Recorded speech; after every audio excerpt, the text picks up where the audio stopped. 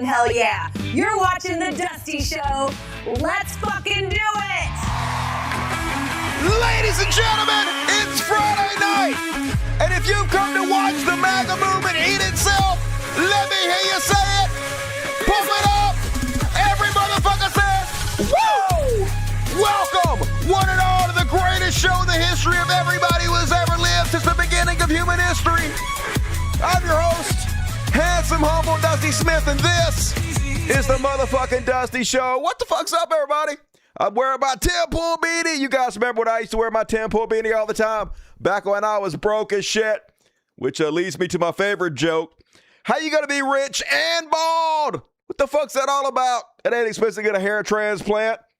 So finasteride, motherfucker, take those pills. A little minoxidil. Topical compound on your head every night. That's all it takes, bald bitch, but it's fine. He's worthless, useless. So anyway, another week of MAGA eating itself. You've chosen wisely to join me tonight on the world's greatest show. Yeah, I know, right up. I got to pull it down over here. I'm fucking it up. I got to pull it down over my headphones. All right, there we go. Now, I got it now. It's been a long time. I lost my beanie game. Once I got hair, I was like, fuck this. I used to wear hats all the time because I was all insecure like Tim Pool by being bald. Hats everywhere, baby. And beanies everywhere. But no more once you get hair. It's like, fuck that shit. My head will just be cold. Anyway, decent show for you guys. Not what did you do yesterday? Tell you what I did. Not much, but I did watch the new Running Man movie with Chad Powers. I like Chad Powers. Glenn Powell. Seems like a pretty decent, likable actor. Good leading man. Movie. 6 out of 10, I guess. It was okay. Like, if you just want a mindless action flick, it's fine. I think the script was kind of weak, but it's all good. I'm not going to complain. At least I had something to watch. And I watched it on my Apple Vision Pro, which you guys might know if you've watched the show. I got an Apple Vision Pro for free. Like $4,000 like last year. Year 4, I don't remember what I got. I got it for free by a fortunate set of circumstances. And anyway, everybody's always like, is this worth the money? Should you get it? And I'm like, no, probably not. However, if you do have, I think it's like $3,000 now, or you probably get a used one for like $2,000. If you like watch a lot of media by yourself and you don't like want to watch it with other people, then it might be worth it. I did watch it on my Apple Vision Pro, and it's like, I have a big TV, but it's different when you're in your own movie theater, watching it on a giant IMAX size screen. You can pause it whenever you want to. It just kicks it up to another level. So it might be worth it, I gotta say, if you got the fucking money. But anyway, it was all right. It was all right. Check it out if you get a chance. And that's all I fucking did. Boring! I'm boring, but boring is good, baby. All right, let's go and kick the show off. As always, Super Chats. The Super Chats are open. Why wouldn't they be? No questions dodged. Every question answered. Over here's a dollar sign. You click it, and then you click Super Chats, and then you scroll this over to 500, and you give me $500. Or whatever. Whatever. If you can't afford that, fine. It's all good. Hook a brother up, HBO. Super Chats. And all right, let's go ahead and kick this motherfucking show off, y'all. So we're going to start the show a little differently. We're going to do the Chud Watch, second half of the show. So first half of the show in, we're going to read all the Super Chats, all that. End of the show, PayPal. Get your PayPals in. And your camera phone at that. PayPal me. Do it to it. All right, let's go ahead and kick it off, motherfuckers. Gonna start you guys off. Everybody loves it. It's the new Charlie Kirk theme. It's in here somewhere. I got 2 new sections tonight, so I got even more shit to have to look through. All right, here he goes. Woo! Oh, get it, Charlie. Shake that moneymaker. Very popular in heaven. He's so happy, y'all. Dear Charlie Kirk, I'm sorry you got murked. Dude, you were the GOAT. You preached 428 and some dude who was gay shot you in the throat. You had a lot of takes, and most were super bad. You had a lot of takes, Charlie, and now you're super dead. Woo! And all right, before we start this show tonight, let me remind you guys of who Charlie Kirk is and why Charlie Kirk got killed. Who is responsible for Charlie Kirk's death? So I want to say right off the bat, I don't think people should get killed just for shit they say in public. No, I know that's crazy. hearing me say that, mostly for selfish reasons. I don't want to walk outside my front door and get gorked. This is for Charlie. Pew pew. Oh, hell no. I ain't dying for Charlie Kirk. So I'm just saying, going to go out a limb and say, don't murder people. Don't do it. However, a lot of people think Charlie Kirk is some grassroots figure, some genius who one day decided he was going to get involved in politics and then built up a whole organization. He taught himself conservative values. He taught himself conservative talking points. He studied how to debate. He studied everything he needs to say, all the counters, everything. And then he built up his organization, folks, and he just went out there and he was just saying what he truly felt in his heart. He was just telling the truth. And they murdered him. They gorked him in the fucking throat because he was out there at colleges just trying to talk to people. He was the best of us. Only, of course, bullshit. That ain't what the fuck happened. So basically, Charlie Kirk was in college, all right? He was just getting started being a little chud. And he met this marketing guy, a successful old marketing guy, had retired pretty well off. The marketing guy was like, Charlie, you're tall, you're relatively handsome, just hide the gums, and you could be the mouthpiece for the new conservative movement. Drop out of college, Charlie, come with me. And here's what I'll do, all right? I'll set up an organization, and then I'll get billionaires to fucking fund us, to train you, to set up all the apparatus you need to build this organization, and we're going to get fucking paid. And that's what they did. They set up Turning Point USA, and within 2 months, they had funding from billionaires like the Koch brothers. And what Charlie Kirk was paid to do is represent the interest of our oligarch overlords. See, Charlie Kirk wasn't out there saying what he believed, what he thought, just talking to people. No, he was literally paid by oligarchs to spread their message. And what oligarchs want, what they fear the most, is that we're going to actually rise up against them, that we're going to start the class war instead of the culture war. And how they avoid that is they pit us against each other. They divide our society with the most divisive tactics they can possibly get. They put people out there, they train them specifically on what to say to divide our country. So they keep us at each other's fucking throats, and then we don't go after the people that are really our enemy, which is the billionaire class. And that's what they did to Charlie. He was more than willing to go out there. He was more than willing to train. He trained at the Leadership Institute, which is an institute oligarchs set up to train hundreds of thousands of young conservative people. In fact, everybody who worked for Charlie had to go through the billionaire Koch brothers Institute and learn the talking points they were supposed to say, how they were supposed to divide the country, you know, what they were supposed to counter with.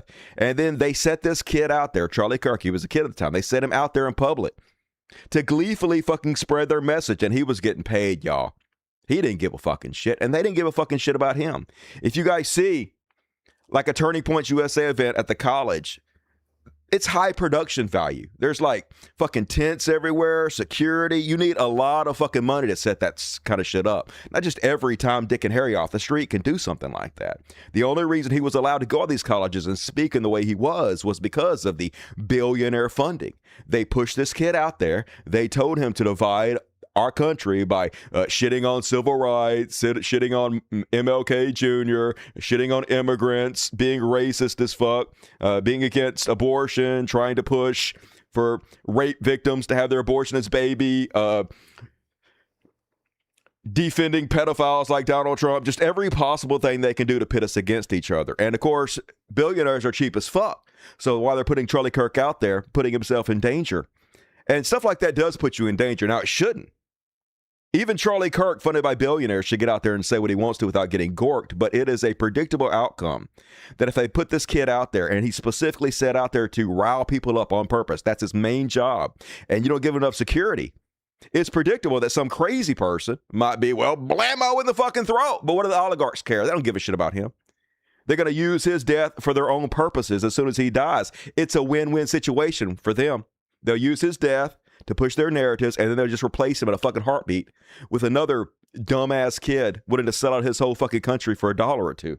So that's the truth about fucking Charlie Kirk. Was he a good guy? No, he's not a good guy. Was he just saying what he thought? No, he wasn't saying what he thought. 100% coached in every way by conservative think tanks to divide America, and it cost him his fucking life. Now, who is to blame? Obviously the guy that shot him, right? Mainly the guy that fucking shot him. But also his conservative fucking handlers, his oligarch handlers who shoved him out there without enough protection and let him get fucking gorked. So, brings us to our first topic on this. His wife, Erica Kirk, took over his organization. She's the new CEO, champing at the bit. She seems pretty chuffed about it, y'all. She's pretty fucking excited about it. But they've overplayed their hand, y'all. They really could have used this to push their narratives. Conservatives fucked up on this. Now, they saw there was outrage over Charlie Kirk's death. There was an inswell of young people who were angry at watching him get assassinated in public.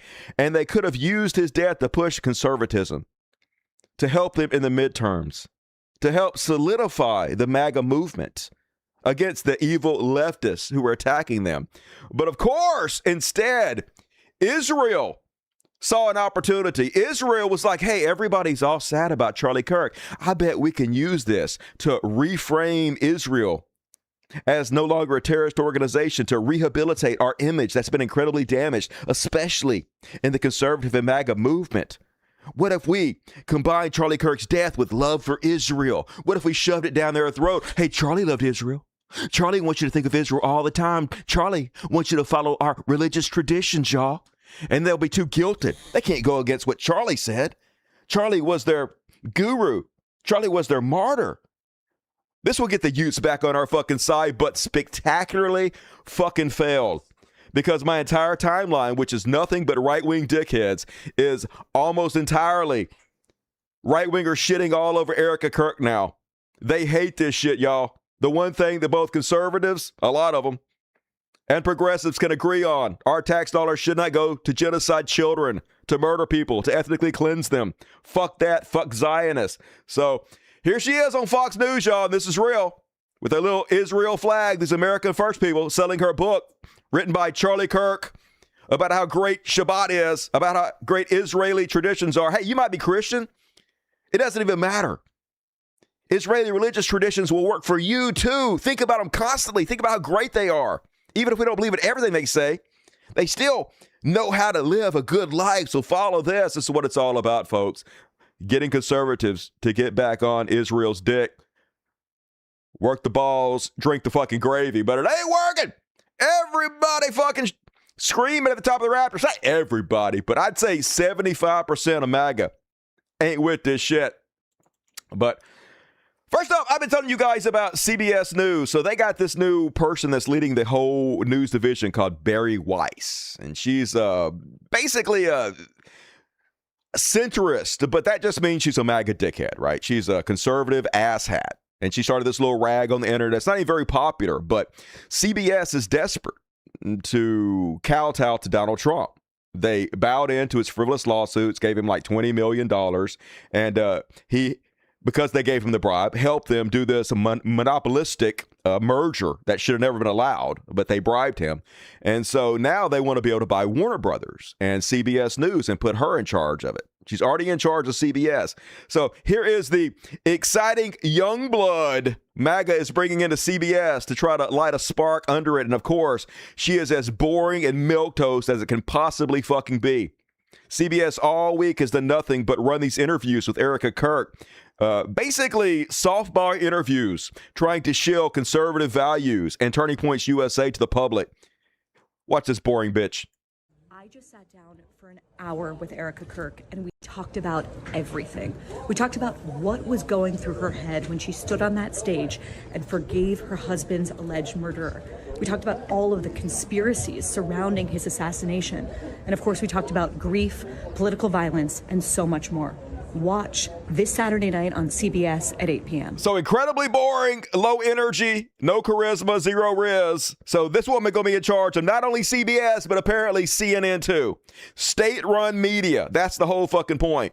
Now, it doesn't really matter, as I told you guys in the last show. My belief, some people disagree, that legacy media is dying rapidly. It'll be dead the next few years. It is the dawn of the independent creator. The movie industry's dead. The music industry's dead. Television industry's dead. News industry's dead. AI is going to change everything forever. So I ain't too fucking worried about it. These are the last gasp of a dying industry. But we can watch and chronicle exactly what killed them. So anyway, here she is in her softball interview with Turning Point USA new CEO, Erica Kirk.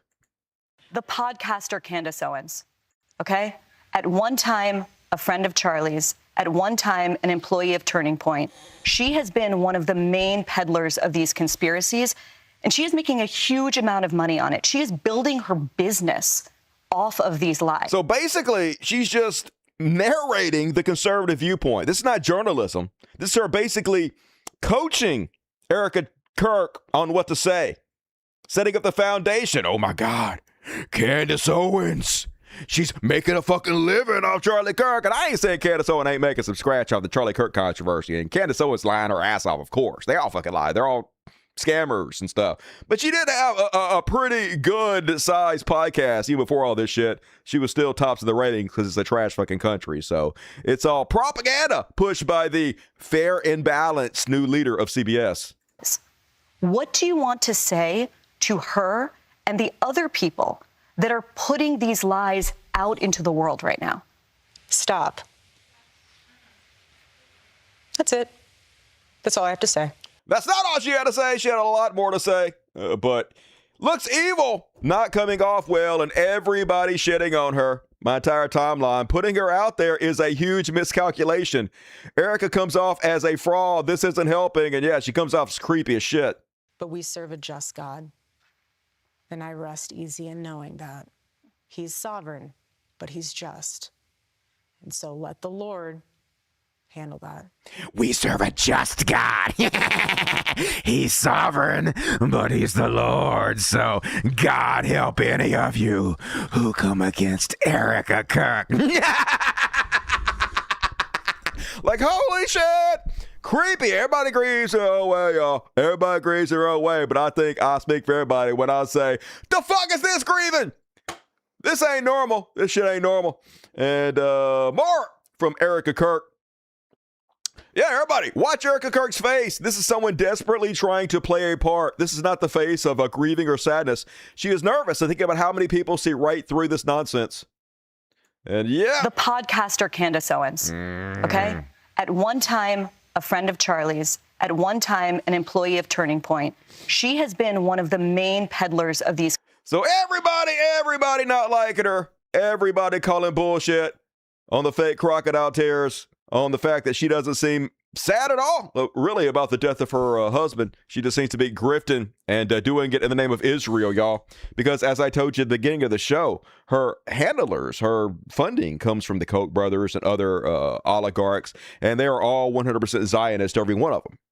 And so they're already funding her. She got her marching orders. She's out there doing exactly what she's told to fucking do.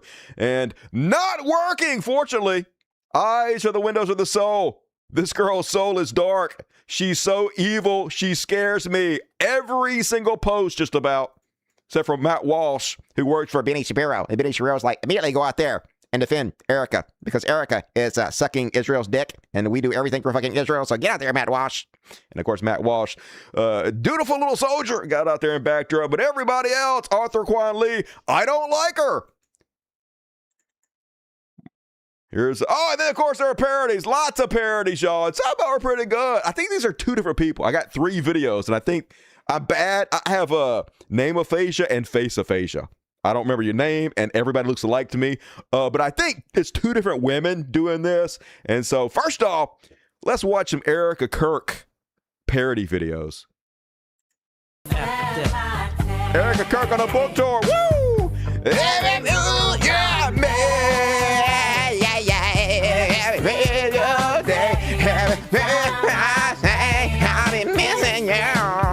I have to sing like that so I won't copyright. Pretty funny. And then I think she found her calling. She got another one here. Here's Erica Kirk back in the dressing room. I'm thinking this is the same woman.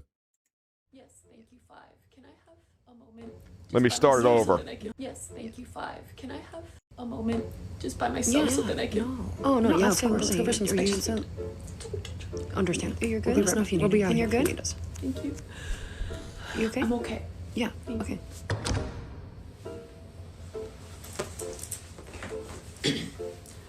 It's game time. You've got this. Get the character. You've got the grief. You've got righteous anger. And God will take care of all of those who oppose you. And It's for the kids. It's for Charlie. It's for Charlie. And it's for the ability to be able to grieve in private. On her world tour. We want privacy. So much privacy on Fox News. Some people grieve differently. Some go on book tours and some stay home. But Charlie wanted me to earn the trust of the people after he was gone. He told me. Good little mob wife. And everything that he said about that black pilot, well, that was out of context. Out of context! Charlie Kirk conspiracies. Brilliant he was. He didn't care. Didn't give a shit. He wanted everybody to earn their keep just as he wants you to earn. All right, now, one more. You guys tell me if this is a different woman. I think this might be a different person. People don't understand how hard it is to be a professional widow. You don't understand how strenuous the tour schedule is. And I need everyone to know how sad I am. I'm so sad all the time. You know, I miss the little things. So many things about Charlie were little. Not the same that woman? I miss. But the thing I miss the most of all is when you come home on a Friday night, Shabbat Shalom, Israel. Daddy's home, and he'd put his phone and his keys in the junk drawer, and it would just be all us. It'd just be all us. I just want to encourage people. Don't argue with your spouses. Don't let men get away with anything except the absolute bare minimum of them.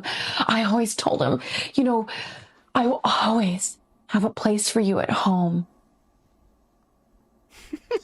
There's always going to be dinner for you on the table. And if it's cold, I'll reheat it. Don't even worry about it, baby. I am such a good wife. She's a good wife. So anyway, having a little fun at Erica Kirk's expense. Everybody hates her. And last show, I made fun of her also because she talked about her husband's hot sauce. I was at the grocery store and I saw my husband's hot sauce. No, you didn't. You just trying to shill your fucking husband hot sauce and pretend like you saw it and you're all sad because ABG always be grifted. And people's like, wasn't she kidding? No, he literally has a fucking hot sauce. I ain't making this shit up. About us. Kirk's Hot Sauce is an all-American hot sauce brand inspired by Iowa football legend Carol Chick Kirk and brought to life by his grandson, Charlie Kirk. Yay, everybody. Run, don't walk to buy this ass blast juice. Once again, ABG, people are like, hey, this can't be real, y'all. This has to be fucking fake. No, he even has his own wine. And wait till you see how they're trying to sell this shit. I want to be remembered for courage for my faith. Faith, family, freedom, Pinot Noir.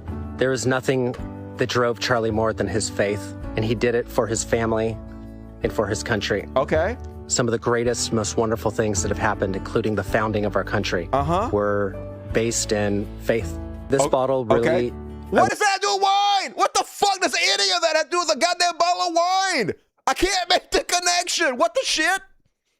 Want to spark conversation about the role of religion, the role God plays. Okay, why would you need a bottle of wine to spark any of that? To spark a conversation about religion and the role it plays in American society? What the fuck? You have to be drunk. Okay, I get it. You have to be drunk to convince yourself any of that stupid bullshit is real. I see where you're going with that. In our daily life, in our society, and not to shy away from the conversation. Don't shy.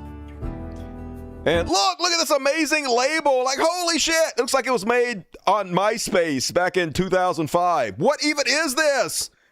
You couldn't do better than this? A like shitty black and white label on the bottle. It looks like a child made it. Like, good God, y'all. Anyway, don't hate the player, hate the game, I guess. Always making that scratch. Even Donald Trump shilling for the fucking stupid-ass wine. Our new series of labels to celebrate and honor our great American hero. Yeah, these super-ass fucking labels here. You guys spend a lot of time on that. Anyway, Donald Trump was like, go out and buy this shitty wine because somehow it memorializes Charlie Kirk or something. Don't think about it. Nothing matters. It's all so fucking stupid. But anyway, I don't blame you guys for wanting to fucking get drunk. And last but not least, on to the Charlie Kirk section. Big shout out to Amanda Seinfeld. Seinfeld. I don't know what her name is, but I recognize her. She used to be an actress back in the day. Anyway, she shit on Charlie Kirk, and they was like, how dare you shit on Charlie Kirk? He was a saint. And she's like, fuck Charlie Kirk. Amanda Seinfeld is not fucking apologizing for her comments on Charlie Kirk after his shocking murder. I told you I had name aphasia. I mean, for fuck's sake, I commented on one thing. I said something that was based on actual reality and actual footage and actual quotes, Seinfeld 40 said. Told who, what, where in an interview published on Wednesday. What I said was pretty damn factual, and I'm free to have an opinion. Of course, yeah, get him, Seinfeld. Fuck them. Ask yourself, why is exposing the flaws of Emilio's life and character something that he said we should judge others by so controversial? It ain't. It's perfectly fine to call Charlie out and explain exactly how he got his position, explain how none of this is grassroots. It's simply oligarchs pitting us against each other. And Charlie was more than willing to do the fucking dirty work for a dollar bill, y'all. And where did that fucking get you, Charlie? Didn't even make it to 35. What a fucking asshole. What a dummy. What a moron. Deleted, belly the fuck up. And good on you, Seinfeld. Keep that shit up. And that is my Charlie Kirk section for tonight, folks. Hell yeah. Have you seen Jennifer's body? Oh, yeah, that's, what's her face? Yeah, I know exactly who you're talking about. Megan Fox, right? Huh? I got one. Woo! I remember the name. Hell yeah. Alzheimer's is at Bay tonight. Gonna have a good show. I can feel it. Amanda's quite the looker. Hell yeah. I don't know what Amanda we're talking about, but I love me some Amanda. You're talking about Seinfeld. Hell yeah. She looks way better than Jerry. MySpace, holy shit, yeah, hey, I just dated myself. I wish I could date myself. That'd be awesome. I'd disappoint myself, to be honest with you. I know me well enough to know I'm a horrible Anyway, we're along, folks. Get your super chats in. Help a brother out. But for now, I got a new section. It's not a new section, but I did make a new intro for it. It's a placeholder. Ladies and gentlemen, I give you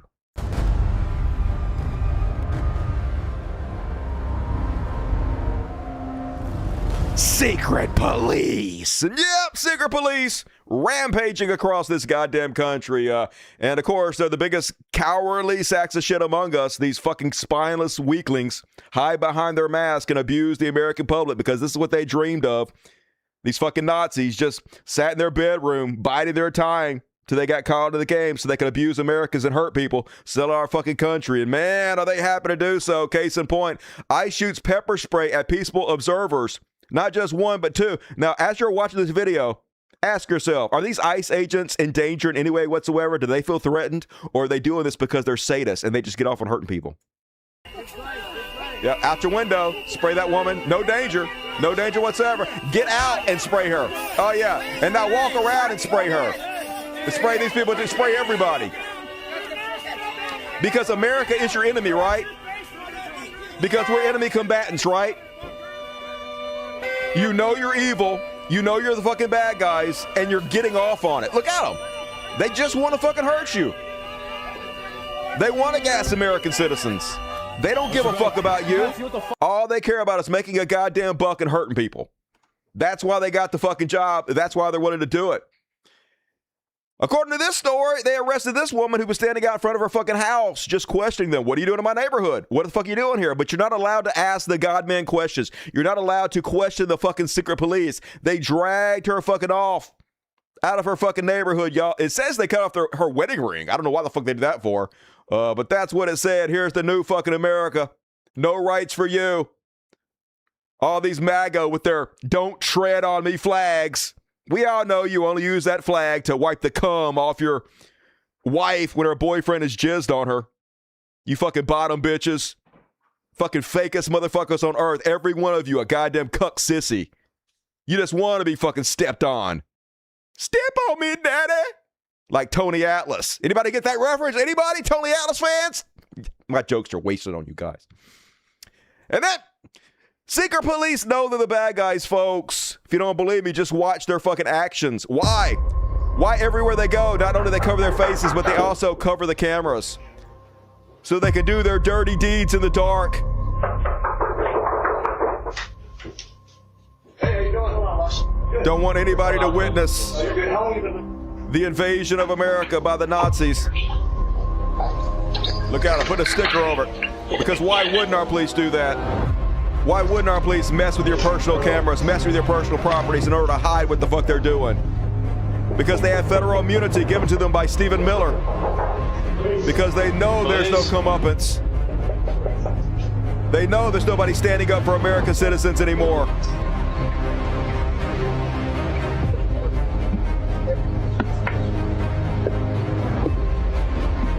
Bunch of fucking bootlickers. This is what you are, MAGA. This is what you fucking are.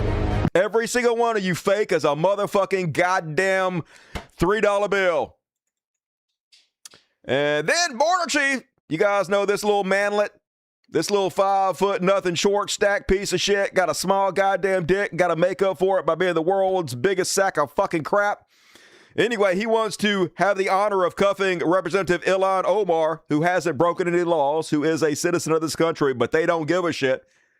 She ain't white, so it ain't right. Get her out of the country.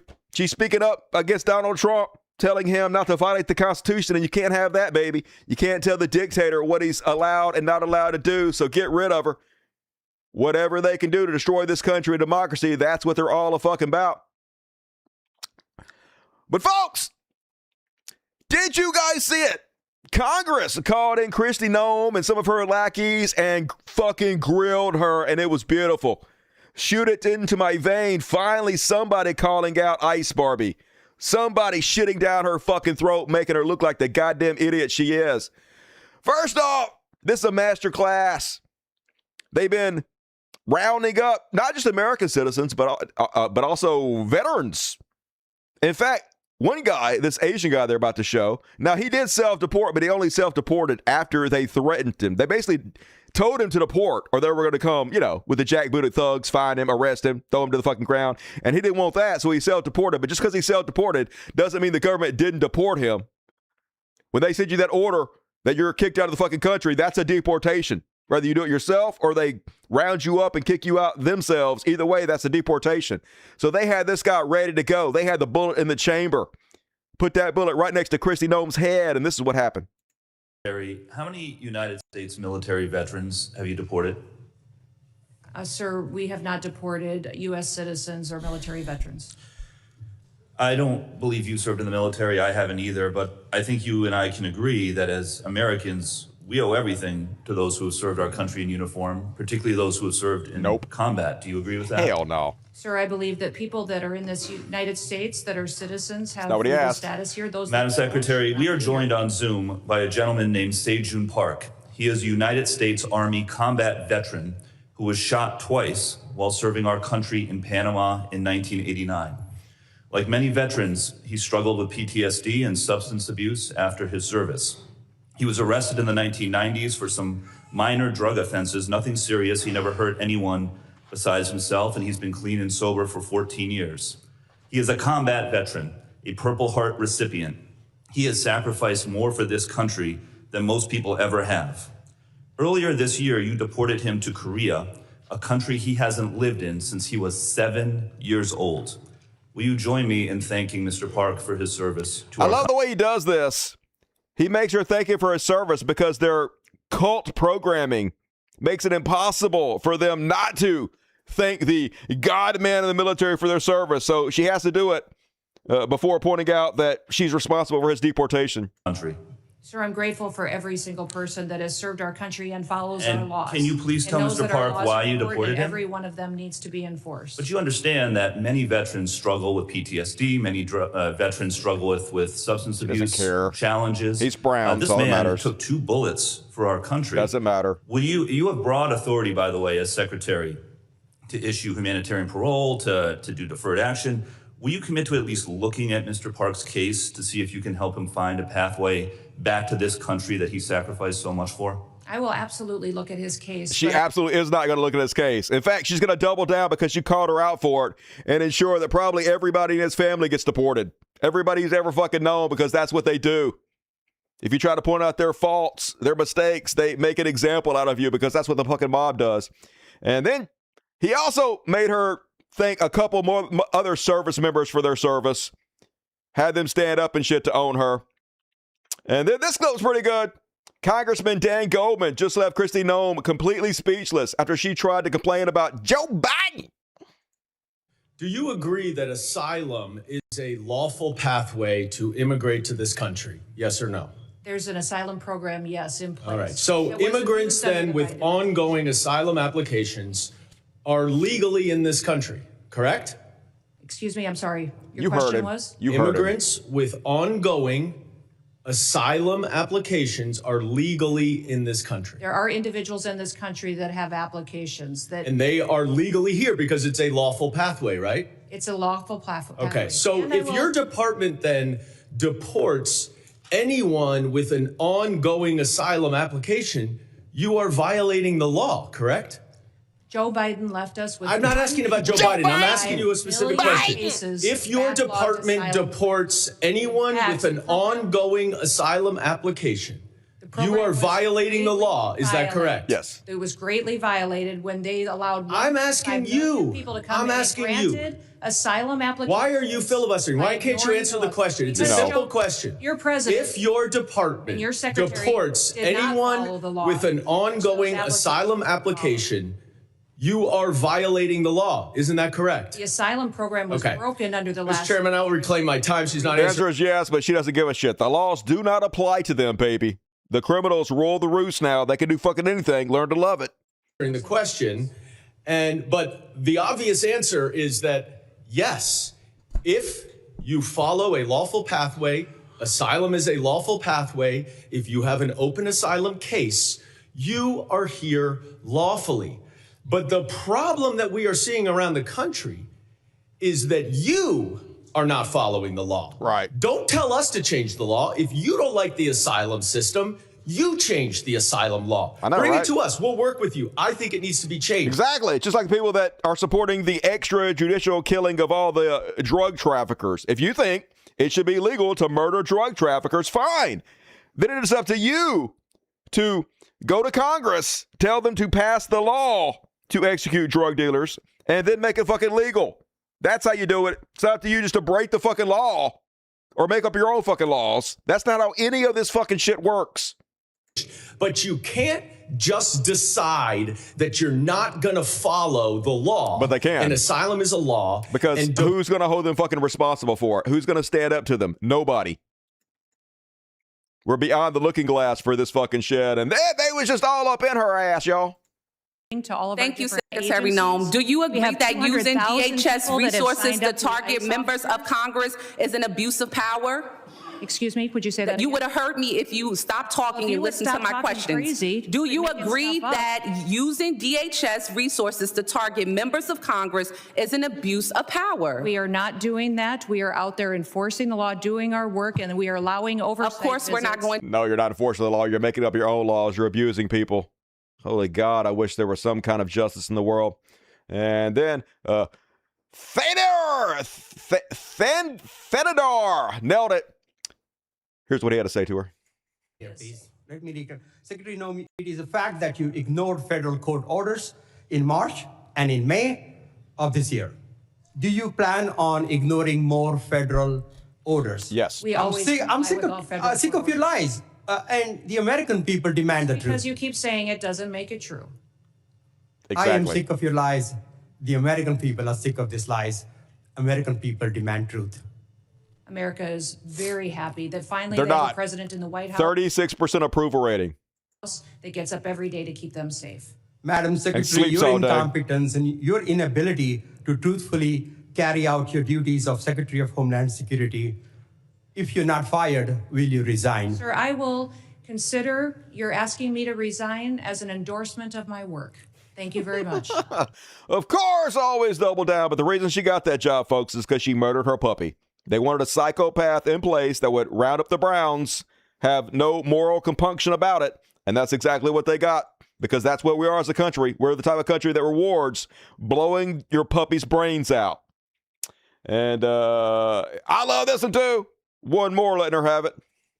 Have not presented any other evidence, nor has your department. Reclaiming my time, during your confirmation hearing, you said your focus would be on deporting immigrants who have been convicted of crimes and those who have received removal orders. But that is not what you have been doing.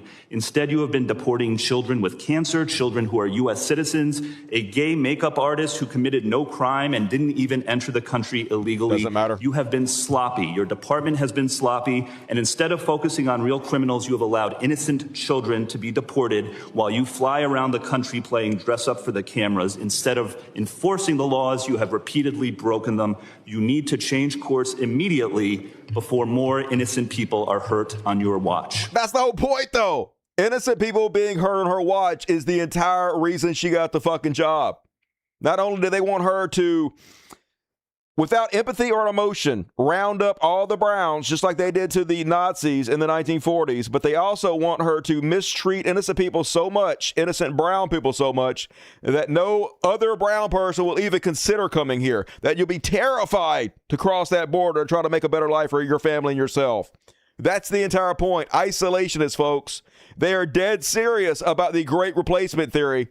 They are incredibly afraid that white people might someday be the minority, and then the minorities would treat us like we treated them. Whatever they can do to stop it, full speed ahead. In fact, they grilled her so much that she ran out of there. She swore she had to go to some meeting or something that was canceled. Brave, brave, brave, brave, brave, brave Sir Robin. So then they got this other dickhead in there. Glasheen in there to talk about, hey, Antifa is the biggest threat to our society right now. Of course, this made-up terrorist organization. Antifa! Everybody should be really afraid of Antifa, even though we know 80% of political violence comes from the fucking right. Antifa is no threat to anybody. It's just stupid as shit. So anyway, here he is getting called out on this entire goddamn lame fairy tale they created. Executive Order Domestic Terrorist Organization, Antifa. That's our primary concern right now. What a joke. Imagine Antifa, anti-fascism, being your primary concern as the government. All right, that's what President Trump did. What does the FBI say? We share the same view. When you look at the data right now, you look at the domestic terrorist threat that we're facing. Right now, what I see from my position is that's the most immediate violent threat that we're facing on the domestic side. Uh-huh. So where is Antifa headquartered? What we're doing right now with the organization... Where in the United States does Antifa exist? Yeah. If it's a terrorist organization, and you've identified it as number one. We are building out the infrastructure right now. So what does that mean? We're trying to get the information. You say Antifa is a terrorist organization. Tell us as a committee, how did you come to that? Where do they exist? How many members do they have in the United States as of right now? Well, that's very fluid. It's ongoing for us to understand that. The same, no different than Al-Qaeda and ISIS. No, I don't want you. I'll ask one question, sir. I just want you to tell us. If you said Antifa is the number one domestic terrorist organization operating in the United States, I just need to know where they are, how many people. I don't want a name. I don't want anything like that. Just how many people have you identified with the FBI that Antifa is made of? Well, the investigations are active. None. Zero. They're just making it the fuck up, folks. That's all there is to it. They know the right wingers are the violent ones, but they're trying to do anything to provide cover for actual political violence and making up this fairy tale threat so they can just do whatever they want to the American citizens. It's wag the fucking dog all day goddamn long. It's so ridiculous. Why haven't you arrested anybody? Where are they at? Name 5 people you fucking arrested. If it's the number one threat in America, you got at least 5 of them, right? No? 0? Of course. It's just so fucking stupid. So you wouldn't come to this committee and say something you can't prove. I know. That's his job, literally. I know you wouldn't do that. But you did. You know wrong, because that's exactly what he's paid to do. You guys voted for the felon, and not just the one, all the felons, and now we're ruled by the criminals. But good news, a judge ordered ICE to immediately release Kilmar Garcia. Remember Kilmar Garcia was sent to the El Salvador torture camps where he was fucking tortured. He was in the country legally. They routed his ass up sent him off. And then the Trump administration was like, he's not coming back. Okay, you guys can try all you want to. Okay, you guys can bitch and moan about the fact that we sent an innocent man to a torture camp in a foreign country he's never been in, okay? You guys can complain all you want, but we rule you. He ain't coming back ever. Now he back, bitch. He back. And he gonna be rich as fuck. Of course, it's our tax dollars is gonna pay this man. I guess if my tax dollar got to go to something, it should be some retribution for a guy who got tortured for no fucking reason. But I guess they don't give a shit, right? It ain't their money. But he gonna get paid, y'all. And then, so mentally unstable, so fragile, such snowflakes. So this guy saw one of these nativity scenes making fun of ICE. It's the new big thing this holiday season, where churches are setting up nativity scenes to point out how cruel ICE is, how they would be rounding up Jesus if he actually existed. And of course, this guy, who probably is a loser, jobless, thinks he has to defend ICE, the secret police, because I'm patriotic. Oh my God, hey, you're not allowed to have something on your own property that I don't agree with. Fuck your free speech. I'm a patriot. So here he went to destroy it. This controversial nativity art installation prompted a man to tear it down. A church in Charlotte added mannequins dressed as ICE agents standing over Mary, Joseph, and baby Jesus. While CNN was at the church, an unidentified man approaches the nativity and knocks the mannequins to the ground. Video also shows him tearing up "Know Your Rights" signs before driving away. Look at this fucking loser. The installation was created with a local art collective and references the Trump administration's immigration crackdown, according to the Reverend. I'm sure he thinks that he's a free speech absolutist too. That he's a constitutionalist. That's what he tells himself. It's doublethink, though. They're all infected with it. They're all great patriots in their own minds, while their behavior is the exact opposite of that. And of course, people like Eric Daltrey and Hathfield, my timeline, were celebrating this. All these free speech absolutists don't think you should be able to do with your own property what you want to. Don't think you should be able to express your free speech. As soon as they have opportunity to shit on it, they will, folks, because as always, they're the people of nothing. For nothing, by nothing, about nothing. And one more on the secret police section.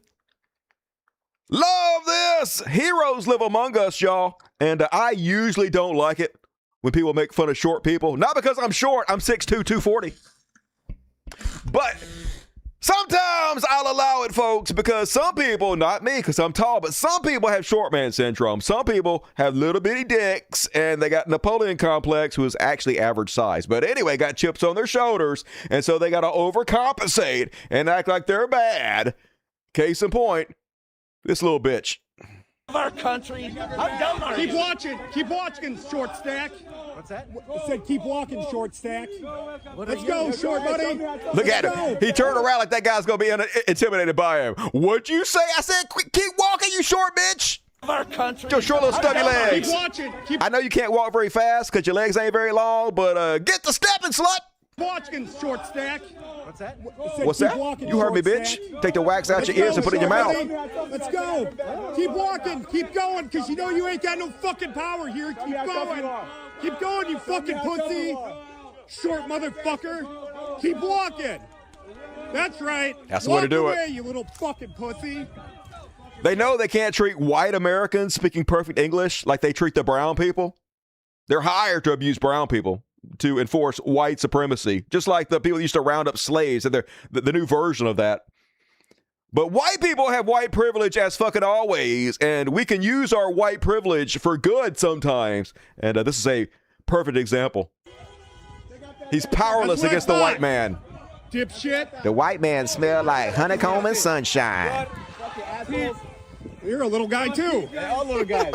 Why are you all little guys? You know.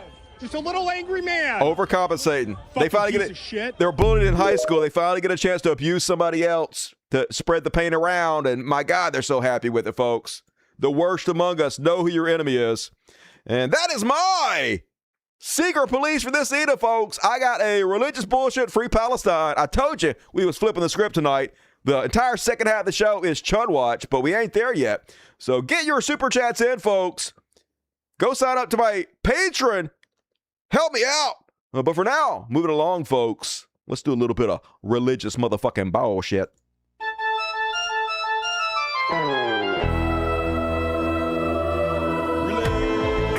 religious bullshit, religious bullshit, religious bullshit. It's time for religious bullshit. It is time for religious bullshit. Yeah! Folks! You're not gonna believe this!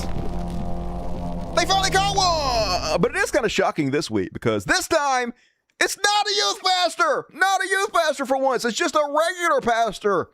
I'm glad to see the regular pastors stepping up for a fucking change. Pentecostal pastor, hey, I was a Pentecostal, convicted of child sex crimes. This motherfucker probably would have tried to diddle my butthole when I was in the Royal Rangers. Oh, no, you don't diddle my butthole, Pentecostal pastor. Anyway, accused of sex crimes, was found guilty. Put that motherfucker under the jail. And you know, it's been one day since my last show, so there's multiple of these. California Bible study leader arrested on child sex charges. An Orange County man who operated a youth... you pastor, I knew it! Oh my God, I should have done this one first! I had it! I lobbed it up and I fucking failed! Anyway, and this time, it was a youth pastor. An Orange County man who operated a youth fitness center and led a Bible study group was arrested for suspected child abuse. In October, deputies investigated a report that a young boy had allegedly been sexually abused by Heath, who was the family's Bible study group. Hey, charge the parents. Please start charging the parents. It's the only way we're ever going to protect these children and nip this shit in the bud, is if you start charging these parents as accessories after the fact for allowing your kid to be in the same fucking presence as a youth pastor. That should be against the law. Another one, 3. Been one day since my last show, so of course there's 3 pastors getting arrested for molestation. Florida pastor gets 20 years on child sex charges. Decades after his crime, a former Jacksonville church leader may spend the next 2 behind bars. Death sentence. And it can't come fast enough for these pedophile motherfuckers. Meanwhile, Kirk Cameron been reading the Bible, y'all, and Kirk Cameron's finally gotten to a place where he's like, oh man, I don't like the thought that people that don't worship God are going to be tortured forever and ever and ever. So I'm just going to pretend like that part doesn't exist. It's what every Christian does. They pick and choose from the Bible. They decide how they want to interpret it. And then the parts that they don't like, they just pretend don't exist. And Kirk Cameron, did I say Charlie Kirk? Kirk Cameron finally at the place in his life. Actor and podcaster Kirk Cameron stirred up a theological hornet's nest after he revealed he no longer believes in a hell that includes eternal conscious torment. And it was like, hell no! Oh no, you don't! That's fucking blasphemy! That's blasphemy as a motherfucker. So immediately, all his Christian buddies came out and said, don't listen to Kirk Cameron! He leading you down the straight path. First off, it was Banana Man Ray Comfort. He'd been friends with Kirk Cameron for fucking ever, y'all. And he was like, don't listen to Kirk Cameron. Hey, if there's one thing I know, it's that our all-loving God will definitely torture you forever and ever indefinitely. I mean, yeah, okay, sure, he made us dumb monkey men. He literally made us with meat for brains. But if you're too stupid and not get enough information to believe in him, you should be tortured forever. That's exactly what an all-loving God would do, baby. But of course, the reason they want you to keep believing that bullshit is because when Christianity was invented, they were like, how can we ensure this spreads as well as it can possibly spread? Well, we need something to terrorize people's minds with. What is the worst possible thing that we can think of to terrorize them with? So they'll be so afraid to even fucking question. What could we threaten them with? Oh, okay, well, the worst thing I can think of is being tortured forever and ever and ever, unending. You're never going to die. You're never going to experience a second of reprieve from it. It's just never-ending torment. That's the worst thing I could think of. Perfect! Let's threaten it with that, baby. They'll be too scared to stand up against us, and so that's why Banana Man and all these religious asshats want you to keep believing it, because they want you to be terrified. It's literally mental terrorism. It's how they fucking control you. And Kirk Cameron starting to question, hey, you're going to be an atheist for too long, Kirk. You better watch it, buddy. Questioning is definitely the road to enlightenment. But I welcome you with open arms if you want to come join us. And that is my religious bullshit for this evening, folks. Hells yeah. No, wait, it's a cult. Yep, it's all cult all the way down. Always has been. It's the astronaut with a gun in his hand. I worship Bigfoot. Hey, I mean, better chance that exists than Jesus. So, upgrade. All right, folks, got one more section before halftime, so get in your super chats, all of it. But for now, gonna finish you guys off with this one. It's time to hopefully free Palestine. Boom, nailed it.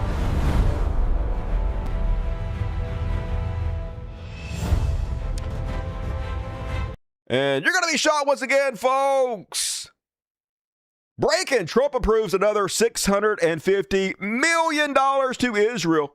Endless money to murder people, to kill children, to ethnically cleanse, to genocide. No money for your kids' cancer research. 20 million people about to get kicked off healthcare in America. But Israel's citizens have free healthcare, y'all. They have free education, paid for by the biggest suckers and losers on the planet, the American taxpayers, never fucking ending. Meet your old boss, same as the new boss, right? Or meet your new boss, same as the old boss. Second verse, same as the first. It's always the fucking same. Congress approved it too. Trump has approved around $20 billion to Israel in under a year. $20 billion, y'all. And this is on top of the $4 billion they already get. So endless money for our rulers, for the God men. No money for you, though, because fuck you, folks. They don't give a shit about you. And speaking of which, here's the U.S. Ambassador Mike Huckabee to Israel. And he wants you guys to know that, yeah, okay, Israel might have sent a missile into Qatar. And yeah, Israel might have murdered a bunch of innocent people when they sent this missile into Qatar. But this is not an invasion of Qatar, okay? This is not an attack. You can shoot a missile into another country and kill a bunch of innocent people without it being an attack on that country, okay? Let's listen to this fucking logic. Beyond parody.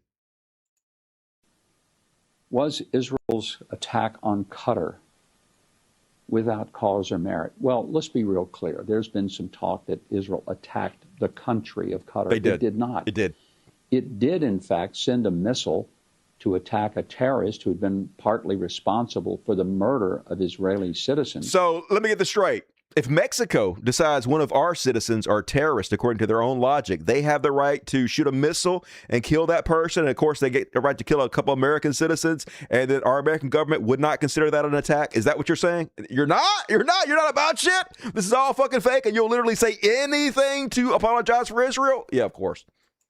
But it did not attack the country. It did attack. Up is down, left is right, black is white. I mean, it's all fucking 1984, folks. There was one missile. Only one. It was aimed at one person. Just one little person. Now, unfortunately, there were some people who were near that missile. What you going to do? Sometimes you have to break a few eggs. Were injured or killed from it. Oh, well. But that was Fuck not them.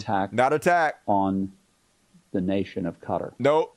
Just as citizens. If that's the new standard, then the United States must apologize for going after Osama bin Laden while he was in Pakistan being protected by the Pakistanis. No, that's completely fucking bullshit. If the United States sent a missile in and killed a bunch of innocent people, yeah, we should answer for that, right? You should answer when you murder innocent people in foreign countries. But of course, different set of rules for Israel. But you know who is Johnny on the spot to try to defend Benjamin Netanyahu? You're going to be shocked, y'all. Stronger Ace! John Fetterman sent a letter backing a pardon for Benjamin Netanyahu. He says, in a world this dangerous, I question whether any democracy can afford to have its head of government spending valuable hours day after day in a courtroom rather than a situation room. Yeah, he should be executed. He's a fucking war criminal, but why would you care? They have to have a video of this guy fucking a kid. There's no other explanation. I know he had brain damage. I know he had a stroke. He got some brain damage. But they didn't give him a lot of money. Why this guy love Israel so much all of a sudden? Literally anything for this motherfuckers. But there should be no accountability. You should be able to do whatever fraud you want to, kill whoever you want to, and get away with it. That's a modern day conservative. Brought to you by Democrat John Fetterman. Just fuck die already. And once again, folks, Zionists are the worst among us. The most annoying, the most evil, just trash goblins of the highest fucking order.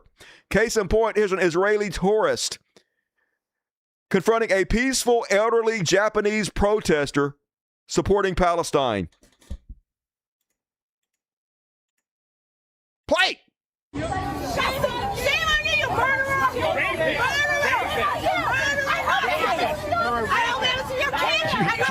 You're a rapist. Hey, you don't want little kids to be blown to pieces? You don't want genocide, ethnic cleansing? You don't want billions of your own tax dollars going to murdering people? Rapist! Not only are you a rapist, but I hope your wife and your kids get raped. Your kid and your wife. Your kid and your wife. Disgusting. And that's who rules us, folks. They hate you. They hate your guts. Even if you support them, they still hate you. They think you're slaves. They really fucking do.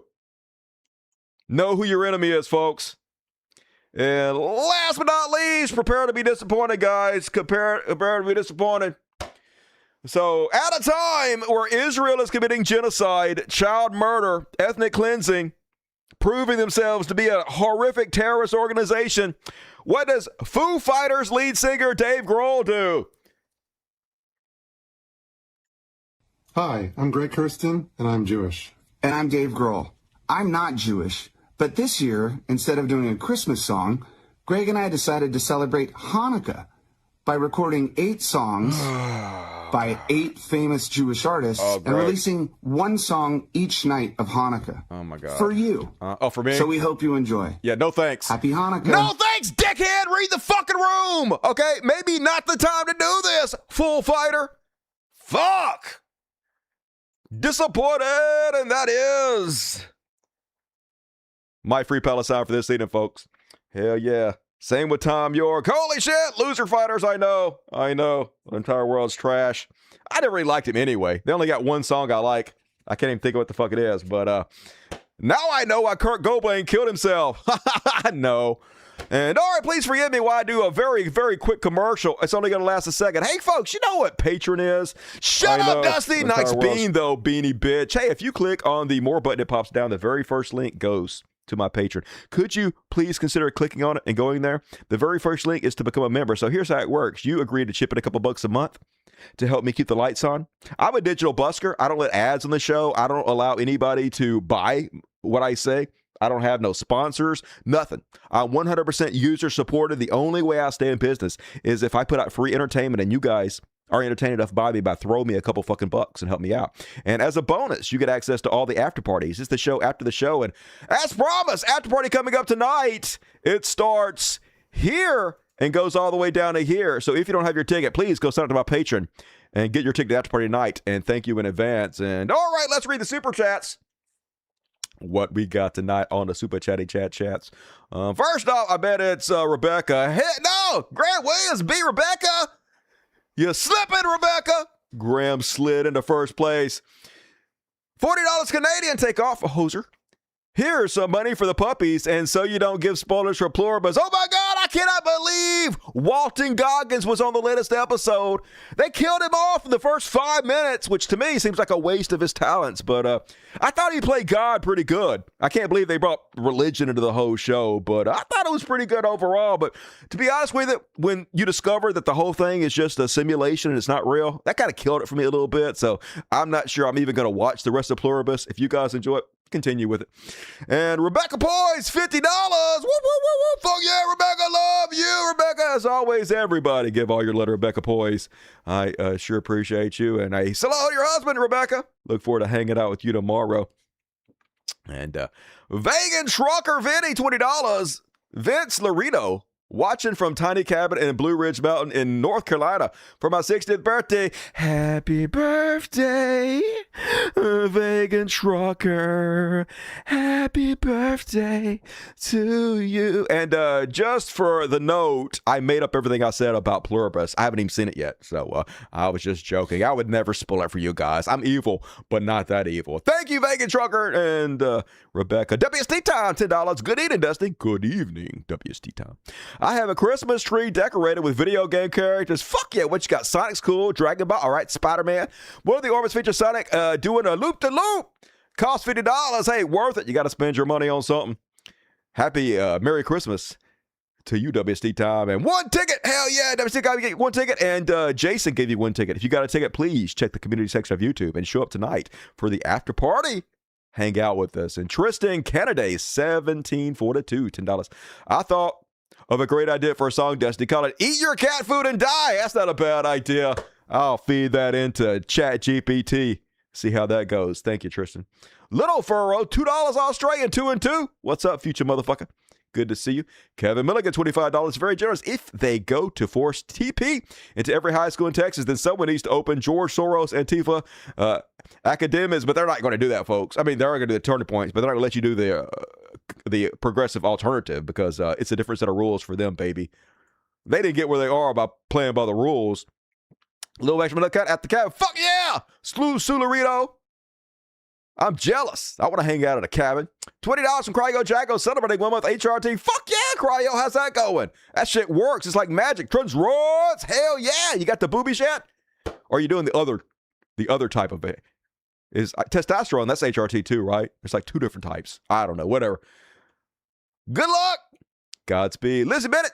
Glad I didn't miss much of the show. Nah, you missed nothing. I like how Dusty's embracing his role as a leftist Tim Pool with the beanie. Fuck yeah, baby. Maybe I'll get some Tim Pool scratch. No. I should address this Erica Kirk. Yeah, you can fake dab your eyeballs with a whole roll of toilet papers. That's my classic bit. But I hate that bitch. Who doesn't? You're part of the cool kids now. I think Siegfried, where's Roy? She was a Karen from Mean Girls. Hey, I love Mean Girls. Great show. Thank you, Sinister. Hangadinga. I almost said a bad word. I don't trust Candace, but I'm not buying the official narrative on Charlie Kirk shooting. I think probably the official narrative is true, but I'm also on her side because it's like her against Tim Pool, and obviously, fuck that guy, right? Fuck them all. Like, I hope they all kill each other, but if I had to watch one die first, it would be the beanie bitch. And Mexican sleeper cell. Top 5 Yakubian. Hell yeah. Love me some Yakubians. I do short videos about my life and politics. Many people are saying that I'm Mexican Dusty. Hey, you should post your link there. I appreciate you. Thank you, Mexican Sleeper Cell. Lauren 11311. Smiley face to you, $10. You rock. Appreciate you. And smoke weed every day. Hey, I'm way ahead of you, Mexican Sleeper Cell. Hell to the yeah. Got to keep doing it as long as I'm able to. And $20 from Jeremiah Hess. I totally got the Tony Atlas reference. Fuck yeah, you guys been watching Dark Side of the Ring. That motherfucker likes to be stepped on by women. He like pays women to step on him. That's where all his fucking money went. Weird as shit, but whatever you're into, whatever makes you happy, baby. It's all good to me. And that is my super chats for halftime. Still plenty of time to get your super chats in. I'm going to read all the rest of the super chats at the end of the show. And also going to read all of the PayPals. So PayPal's a great way to support your show. Get your PayPal in, folks. There's also Cashapp, $ cultofdusty. That's my Cashapp. There's fucking Bitcoin. All kinds of ways to support the world's greatest show if you want to. Don't leave me hanging. I don't want to have to get a real job. And all right, folks, moving right along. I promised you. This is the entire half of this show. This is it, folks, the last section, but it's a big one. We're going to do a long-ass Chud Watch. Chud Watch, talking about Chud Watch. We talk about Chud in this final Woo! And first up, on Chud Watch, once again, the orange goof's brain is tapioca pudding. Alzheimer's in real time, folks. Here is Donald Trump talking about our current Fed chair. 3 and 4. We're scheduled to be at 4%, which is pretty amazing because we have a deadhead Fed hair. That's right. We got a deadhead Fed hair. Whatever that means. Doesn't matter. Don't worry about it. Words are not important. Why should the President of the United States be able to speak well? Just saying. Here he is bragging about the fact that poor people off the coast of Venezuela can't even fish to feed their families anymore. They can't provide a living for themselves and their family anymore. It's so great, isn't it, folks? Terrorism. But we're stopping it, and we've stopped it now on water. You don't even find boats on water. You don't even see fishing boats on water. You want to go fishing in the It's so funny. Fishermen are afraid to go feed their families because we might murder them. Isn't it great? Isn't it great that we can just murder anybody we want to without any evidence? Isn't it great that we can just terrorize a foreign country so much that they can't even do commerce in their own waters anymore? Isn't it great? Aren't we great? Aren't we the best country on fucking earth? Folks, this is why other countries hate us. This is why they've decided to interfere in our elections, using the internet to tear our country down, divide us. This is why Russia gives hundreds of thousands of dollars, millions of dollars to people like Tim Pool in order to pit us against each other, folks. They want to knock us down a peg. And why fucking wouldn't they? We're the goddamn worst. Who can blame any other country? Yeah, America's collapse is bad for us, but it's definitely better for the rest of the fucking world. And then, folks, this is so Trumpian. So people have been complaining that Trump doesn't have sign language interpreters. There's always been sign language interpreters for big speeches, for cabinet meetings, standing off to the side, doing this shit. I don't know what the fuck they're saying. I assume it's not just gibberish. They could just be making fucking shit up. How the fuck would I know? All right? When I see other people speaking foreign languages, I just assume it's gibberish. But anyway, Donald Trump has a very, very good excuse for why he refuses to have sign language interpreters during any of his meetings.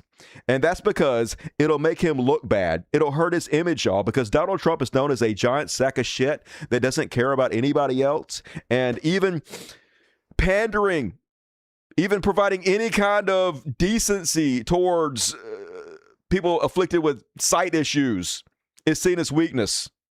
Any kind of kindness is looked down upon by them. This is their view of masculinity. The White House is making an unusual argument as it resists advocates' push for sign language interpretation at press briefings conducted by President Donald Trump and Press Secretary Carolyn Leavitt. Providing American Sign Language interpretation in press conferences would severely intrude on the president's prerogative to control the image he presents to the public. Yeah! We'd hate for him to be seen as a decent, good fellow, right?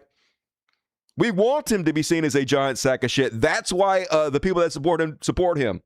We can't have people thinking he's a nice guy that actually cares about people. So, fuck you, deafies!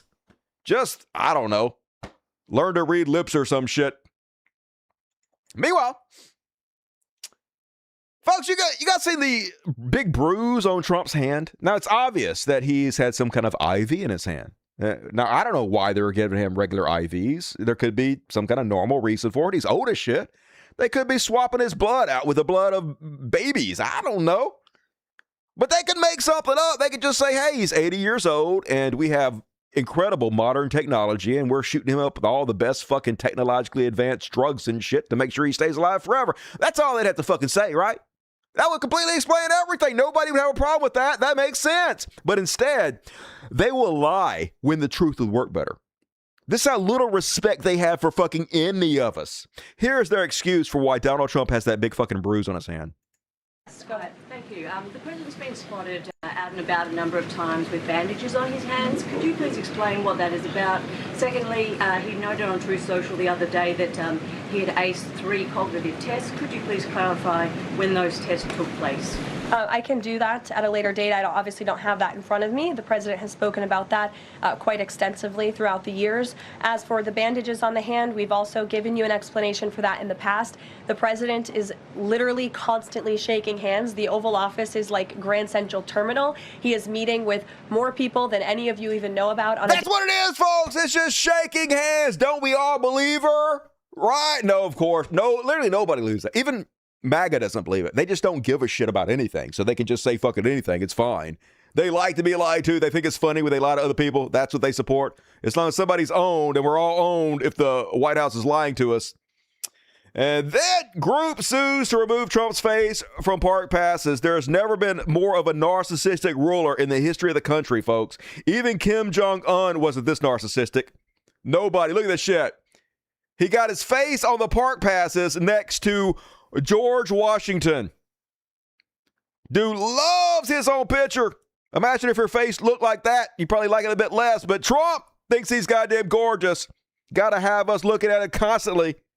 Got to suck his own dick repeatedly. So, of course, he's the new George Washington in his own mind. Just like a dictator would. And he's a child, folks. We are ruled by an 8-year-old. Constantly sucking his own dick. So insecure, he has to pat himself on the back continuously. Country that's gotten anywhere near that. In the Middle East, when I left the Middle East, we brought back $3 trillion and lots of Boeing airplanes, like 300. And Boeing gave me the award for the greatest salesman in the history of Boeing, which was a nice little award. Yeah, Boeing kissed my ass and they made up a fake award to give me. It's nice. I winning all these awards, all these participation fucking trophies. The very thing we make fun of everybody else for getting. But I need constant assurance that I'm not the giant sack of shit that I actually am. So fluff me, everybody. Meanwhile, the DOJ drops multi-million-dollar FIFA corruption case. I've been calling it FIFA because that's way funner to say, but some people, uneducated, seem to think it's pronounced FIFA. Fuck y'all. Anyway, this is why they did it, folks. This is why they made up that the fake peace award to give Donald Trump. Because this is how corruption works. You scratch my back, I scratch yours. So Trump said, hey, make up a fake peace award to give me. And all charges will be dropped, baby. Federal prosecutors in New York moved Tuesday to drop charges against Hernan Lopez, a former Fox employee who was convicted of paying tens of millions of dollars in bribes to secure broadcasting rights to the World Cup and other soccer matches, as well as the company involved in the scandal. Yep, an incredibly corrupt organization. That's why they're all involved with Donald Trump. That's why they're making up fake goddamn goofy awards to give him. It's all a big fucking show. It's a big club and you and I aren't in it. Then Donald Trump gave a pardon to Tina Peters this week. Only one thing, Tina Peters is in prison for state charges, and Donald Trump doesn't have the power to pardon state charges. Doesn't matter, though, folks. He wants to send a clear message that the Constitution doesn't apply to him. He can pardon anybody, anywhere, for any reason, no matter what they fucking done, especially if they use their positions to try to help him overthrow democracy and set himself up as a dictator. He wants you guys to know that not only will you not be punished, but you'll be rewarded for it. We will reward every single one of you for destroying democracy and breaking the law in my favor. And so he's like, blah, blah, blah, I hereby pardon Tina Peters, but that's nothing. You've done nothing. It's amazing how little they care about states' rights when it suits them. Just shows you that the states' right argument is always fucking bullshit. They don't care at all. And then the Hodge twins out here trying to talk their audience into getting arrested. The Hodge twins are like, time to break Tina Peters out of jail if the Democrats don't let her out. Send the Marines if you need to. Yay! Send the Marines in to break the law and kill American citizens in order to break a criminal out of jail. Yay! Hey, how about you first, Hodge twins? You fucking meatheads. You fake sacks of goddamn shit. You rich assholes, literally trying to get some of your audience killed. Literally trying to get your fellow citizens of America killed. Because this is who you fucking are, right? Whatever you have to do to suck up to the orange goof. Fucking pathetic meatheads.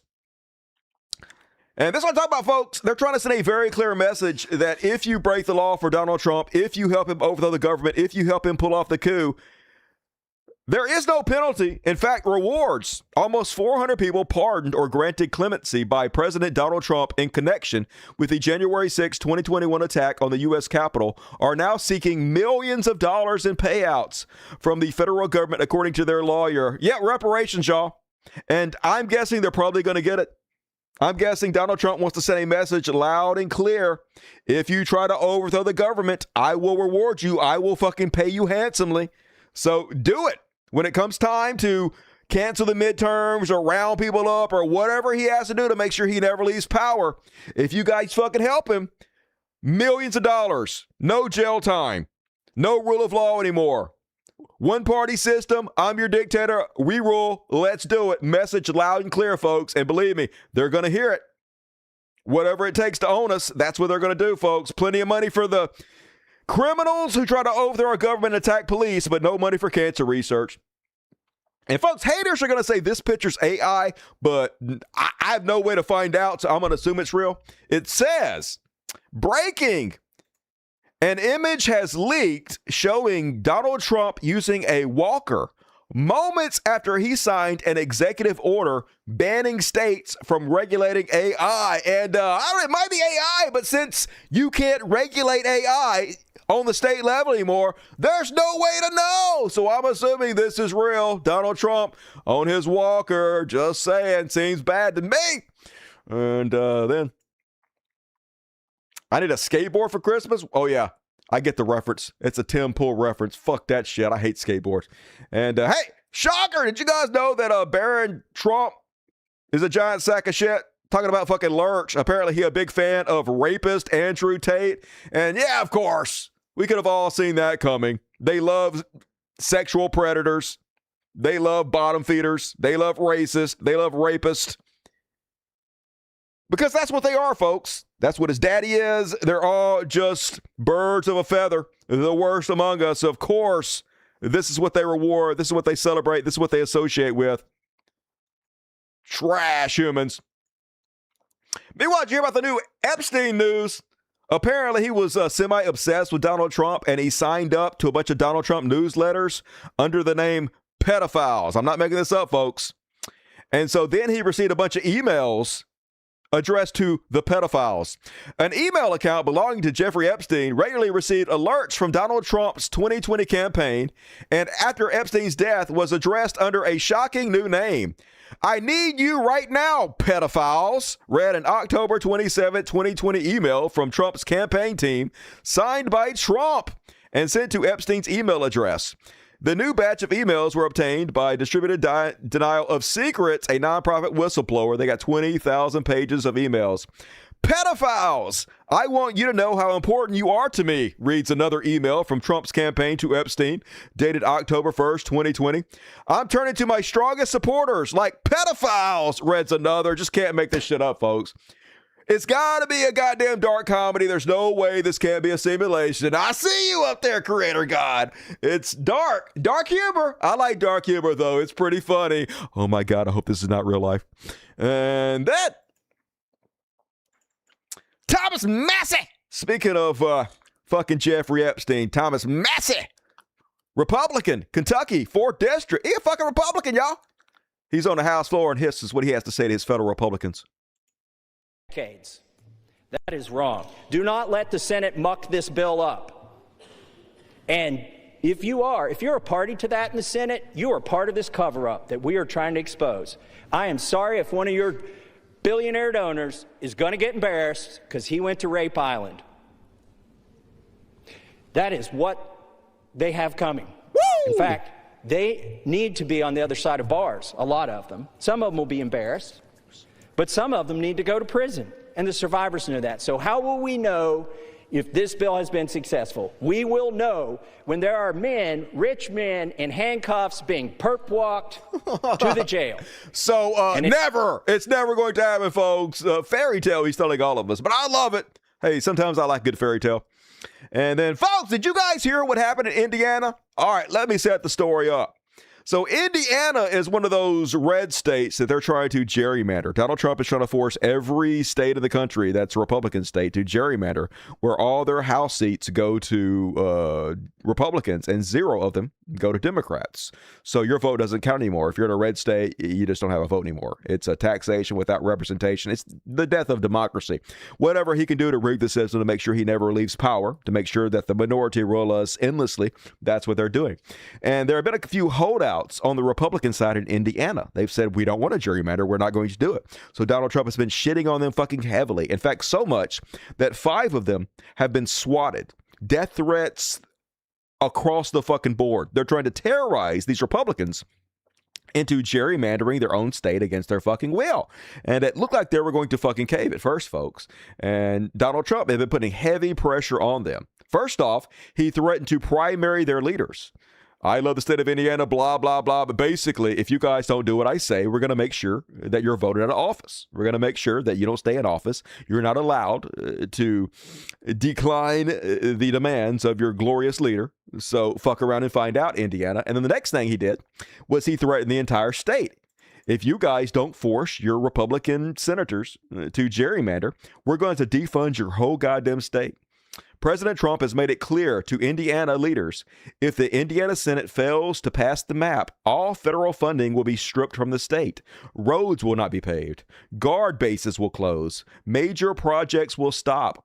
These are the stakes. Every no vote will be to blame. Yeah, you're blame, folks. You're all to blame. If you don't do what the dictator tells you to do, we're going to punish all of your fucking citizens for not gerrymandering and taking the vote away from your Democrats that live in your state.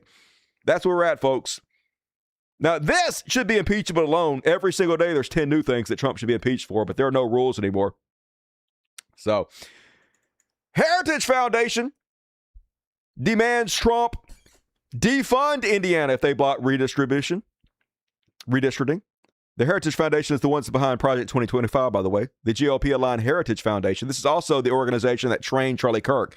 So the billionaires behind the think tank that drilled Charlie Kirk with flashcards on what to say and how to debate and divisive topics.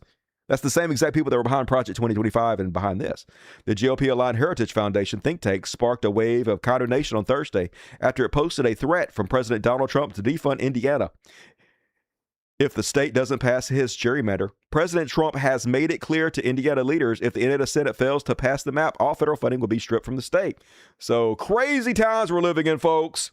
This should be all over the news. This shouldn't go unanswered. But good news! They resisted him, folks. The Indiana State Senate has rejected redrawing congressional maps going into the 2026 election. They basically just gave Democrats 2 seats in the House. This is a right-wing dickbag, Scott Pressler. Upset. Indiana didn't get rid of their democracy, folks. They didn't get rid of their representation for Democrats. And yay, 2 seats the Republicans are not going to fucking get. Good news, and of course, they're pissed. Here's Lieutenant Governor Mika Beckwith, who demanded they vote for it. Here's his face as soon as they voted it down. He fucking pissy as shit, y'all. Seth MacFarlane mad. And Indiana Governor vows vengeance on you guys for not doing what you're fucking told. Indiana Governor says, I am very disappointed that a small group of misguided state senators have partnered with Democrats to reject this opportunity to protect Hoosiers with fair maps. Is exactly the opposite. Taking your vote away if you're not a Republican. And to reject the leadership of President Donald Trump. Everybody should reject that. Ultimately, decisions like this carry political consequences. I will be working with the president to challenge these people. That's right. You're not allowed to challenge our orange goof. You better bow down and do the dictator says or you're fucking gone. And then, of course, Trump heard about it. Once again, a big failure. Everything he touches turned to shit. So now that they've rejected him outright, now that he tried so hard to threaten and terrorizing them to bow to his will and they didn't do it, now he's all like, I don't give a shit. I wasn't even trying to begin with. Listen to this fucking bullshit. In Indiana, just a few moments ago, the Senate there rejected the congressional maps to redistrict in that state. A number of Republicans voted against that redistricting effort. You have spent a lot of time talking about this. The vice president traveled to Indiana. What's your reaction? Well, we won every other state. That's the only state. It's funny because I won Indiana all 3 times by a landslide. And I wasn't working on it very hard. Would have been nice. I think we would have picked up 2 seats if we did that.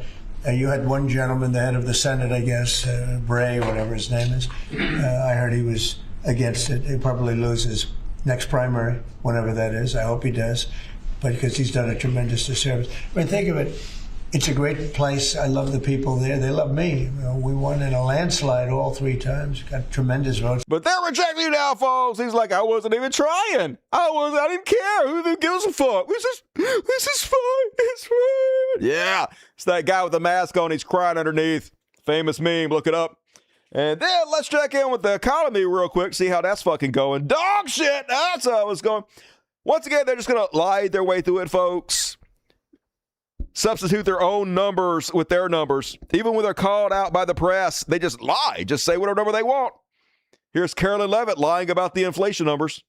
Just first, very quickly, clarifying Caitlin's question. You acknowledged that CPI in January, when you took office, was 3%, and in September, the last month for which we have data, it was also 3%. So inflation. No, it's 2.5%. No, it's not. No, in September, it was 3%. It was actually 2.9% when Joe Biden left office, and it's 3% now. So inflation's actually gone up. But it doesn't matter. We're going to substitute reality with our own. No, it's 2.5%. Not in September. It was 3%. It's 2.5%. The average CPI right now, I have it in front of me. You're in lying. President Trump's first 8 months in office, inflation as measured by the overall consumer price index has slowed to a 2.5 average pace. This is down from the 2.9% inherited in January. So lies, damnable lies, but it doesn't matter, folks. I guess they can get away with it. And here she is. This makes me mad because the reporter asked her a very good question. And then, instead of letting her answer the question, he asked a second question, which allows her to ignore his first question in its entirety, which is, why would you do this? You're fucking useless. Anyway, here's the great question. For you, first, when the president announced the farm relief program the other day, Secretary Rollins afterwards, right out there, told us that the program would be paid for by the Commodity Credit Corporation, an existing program. The president keeps saying that it's being paid for by tariff revenue. He's lying. Why does he keep saying that if the secretary who's running the program says that's not the case? Because he's a liar. And also about his doll comments from the other night. Oh, God. The president's a billionaire. He's probably the wealthiest person to ever serve as president.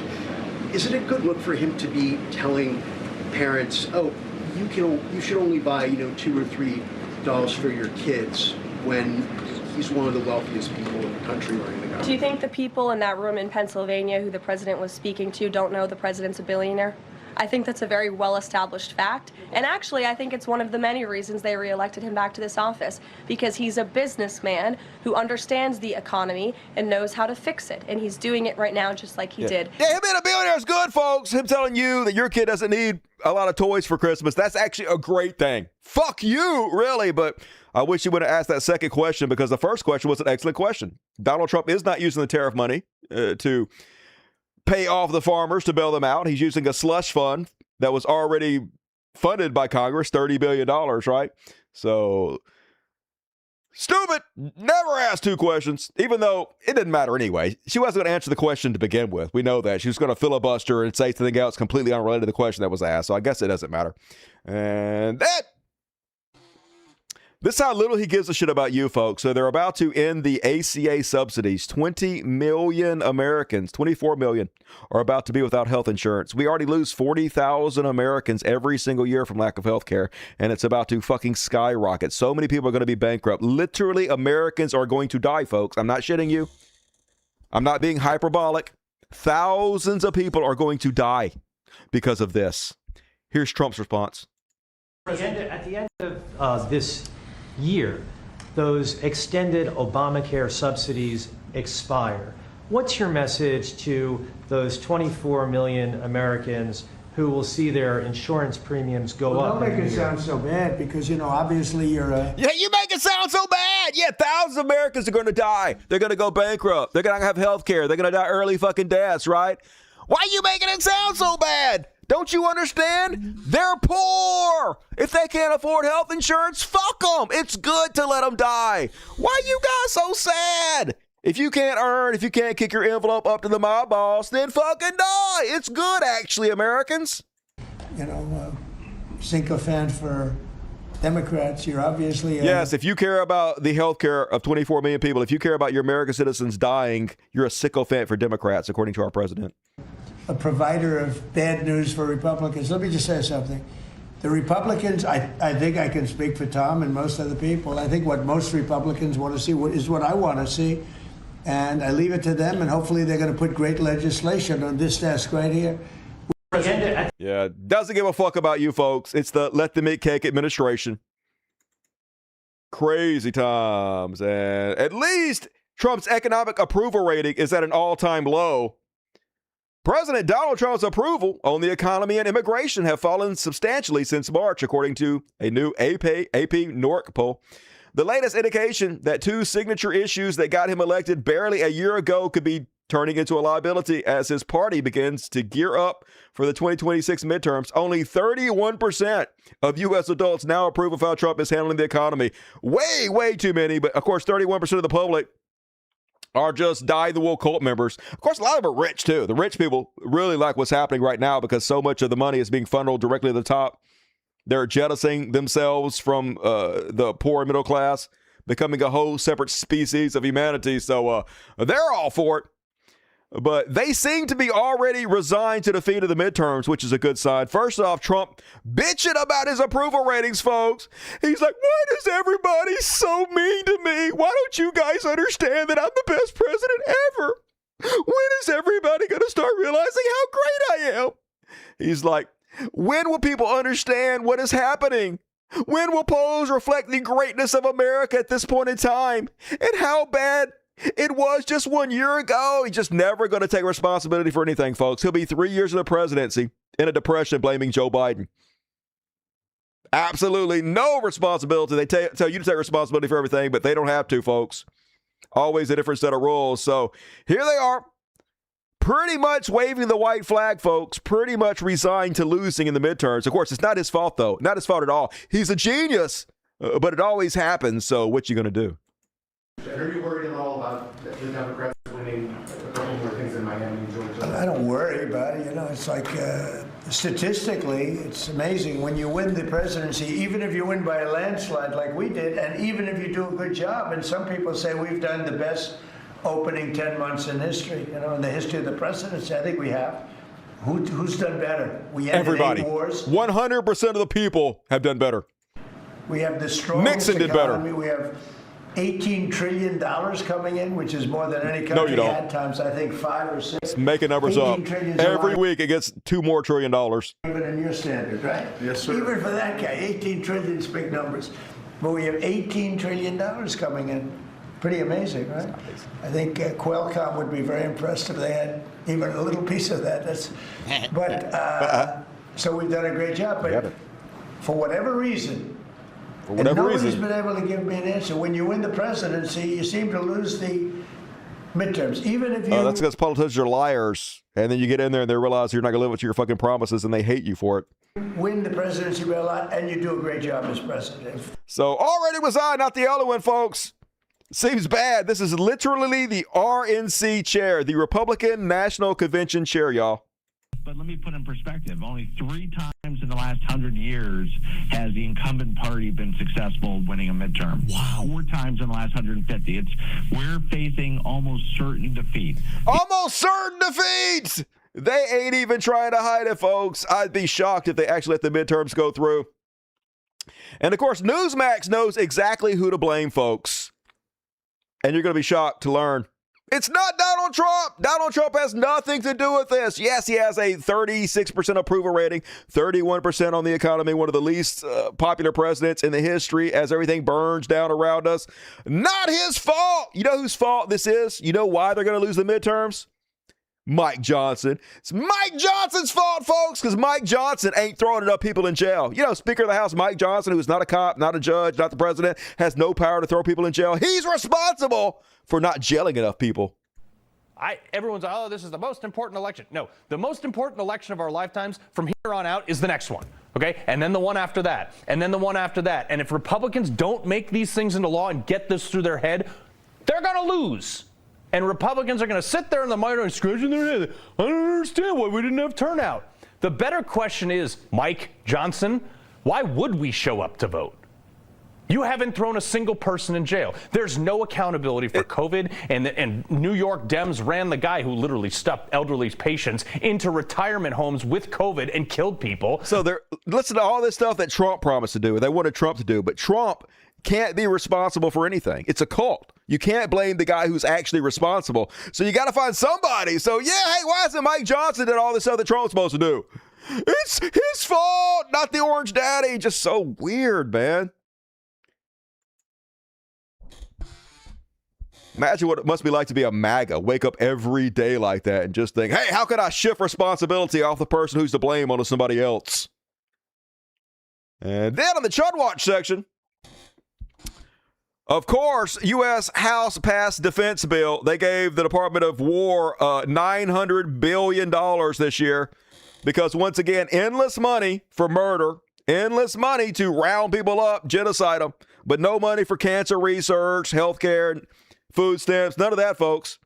But they did put a special provision in it that is supposed to force Pete Kegsbreath to turn over the video footage of them doing the illegal war crimes drone strikes against those alleged drug boats.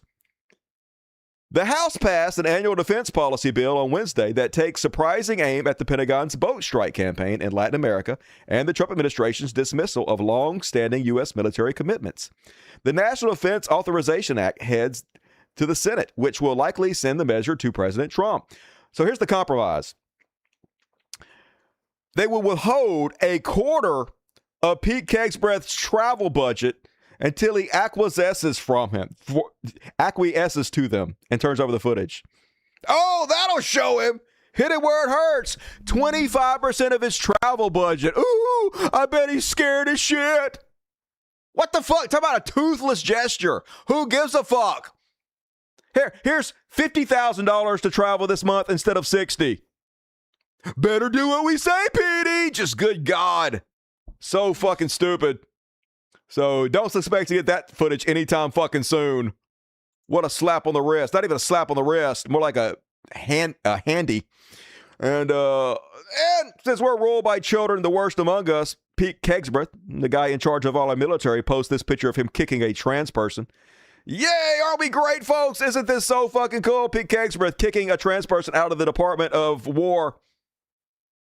A military member who did nothing, served their country honorably, decided to sacrifice to become a valued member of our military, but I guess not valued because this is what they really think of you folks. They don't actually give a shit about military members. They don't actually give a shit about our soldiers.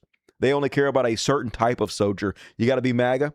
You got to be dyed in the wool. You got to be a slave, a sycophant.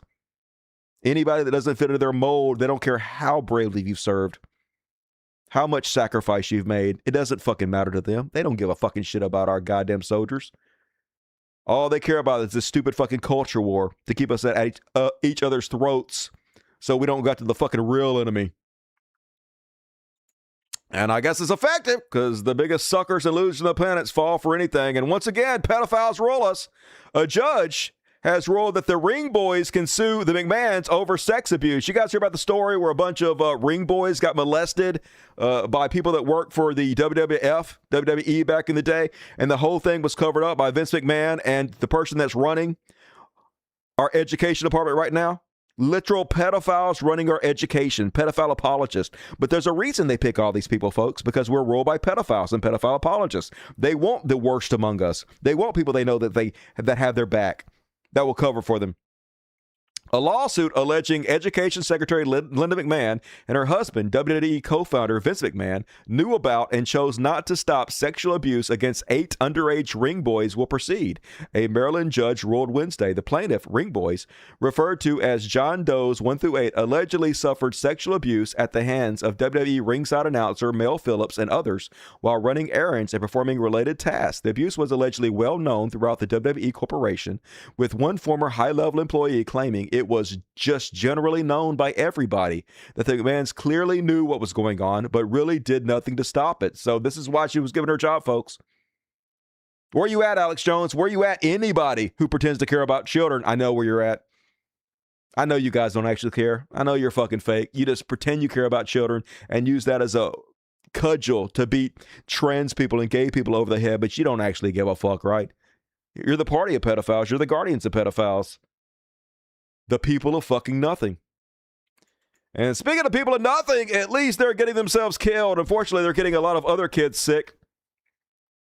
South Carolina measles outbreak, 111 cases, 1 person vaxxed. This is what happens when you put Captain Brainworms in charge of your healthcare system, y'all. Even Fox News, they're trying to blame Joe Biden for it, but even they can't help admit the truth we're facing. More than 250 residents in Spartanburg County, South Carolina, are in quarantine due to a major measles outbreak. The state's Department of Health confirming 111 active cases. This marks the second U.S. measles surge this year, with 1,912 cases so far, a more than 14,000% increase from 2020. Fox News medical contributor Dr. Nicole Saphier joins us now with the latest. Meritocracy, baby. We got a guy who has no medical education whatsoever, who literally has no clue what the fuck he's talking about in charge of our health care. Yay for meritocracy! Yes, good morning to you, Dr. Saphier. Good morning, Ainsley. Good morning. What is causing all of this? This is where I was born, in Spartanburg. Who could be responsible for this? Who did this? We're all trying to find Lots out. of evidence of community spread of measles, not just on the East Coast, but throughout the country as well. We're seeing rising numbers. As you have mentioned, hundreds of kids and people have been infected, even more in quarantine.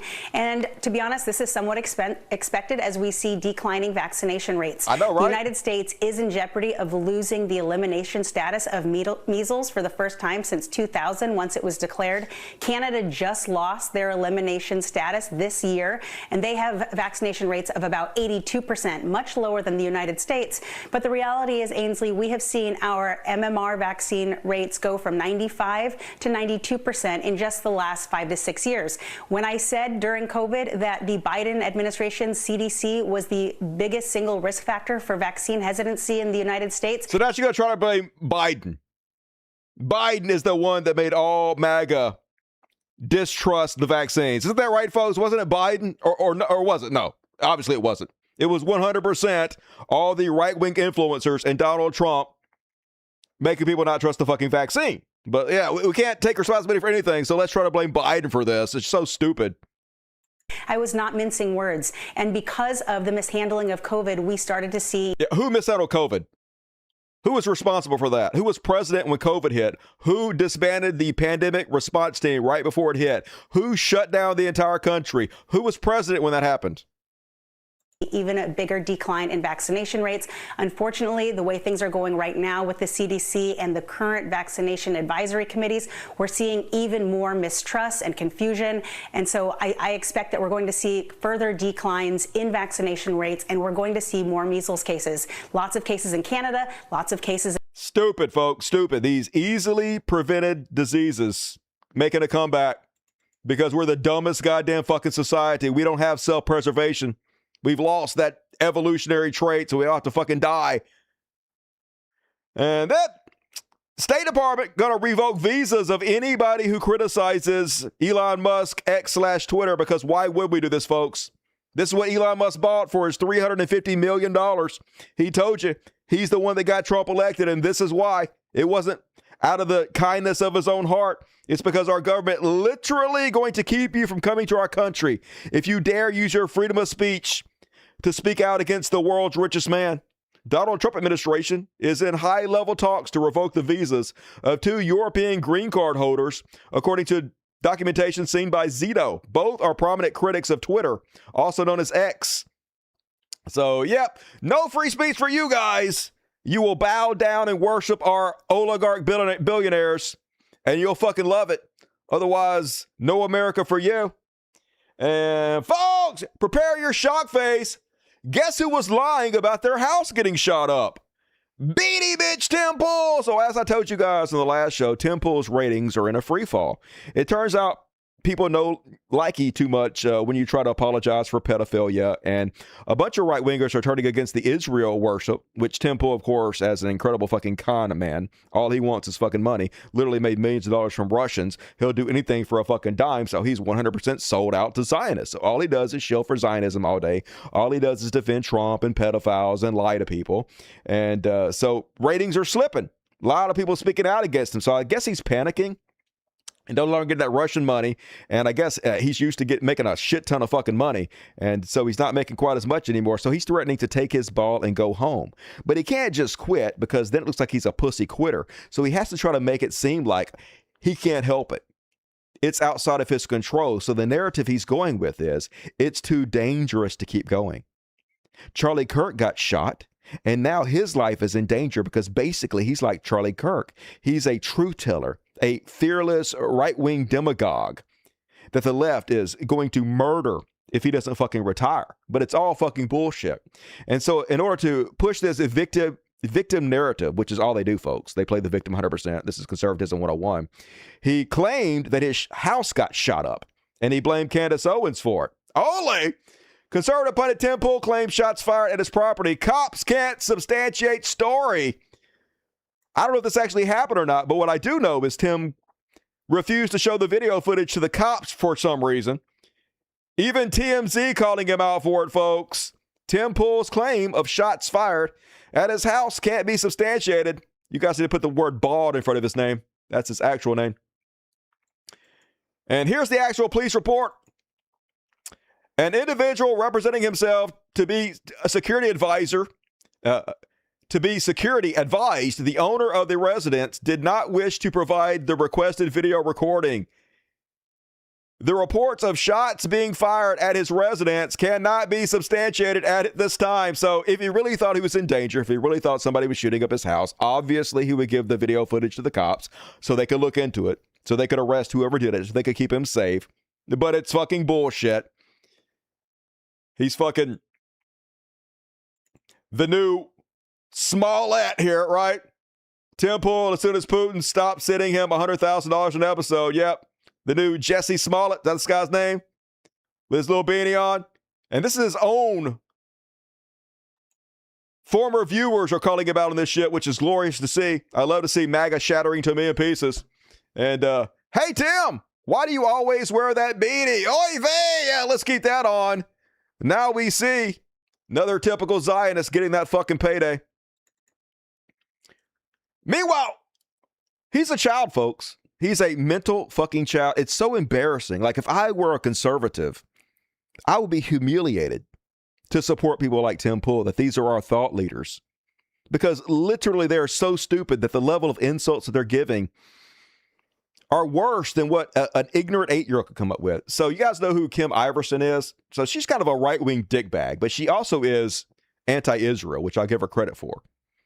But just another typical one of these dipshits on the fucking internet. But because she's willing to call out Tim Pool for his obvious selling out to Zionism, obvious supporting of child murder, she criticized him. And so here's what she said in response. Tim Pool couldn't handle criticism, so he cooked up a junior high hygiene smear. Classic behavior from short, bald, insecure man who panics when exposed. I warned him privately and he still doubled down. So he put out a post that said, Kim Iverson is threatening to sue me for saying she smelled bad. So he deleted the post that he made that she's referring to because he's afraid Kim Iverson is going to sue him. But I looked it up to see what the post was. And what the post was he claimed that the reason they quit inviting her to come on Timcast in real life, which is his podcast, is because she smelled like poop. I'm not making this up, folks. This is what his post said. She went to the bathroom and she doesn't wipe properly and she smelled like poop. And so they never invited her back. That's his response. She called him out for being a Zionist shill, for apologizing for child murder, for being a Russian agent, took millions of dollars from Russia that lies for a fucking living. And his response is, you smell like poop. You can't even make this fucking shit up, folks. Just the dumbest motherfuckers making millions off this broken system. And anyway, she calls him out for it, but that's what it was. Just so fucking stupid. Good God.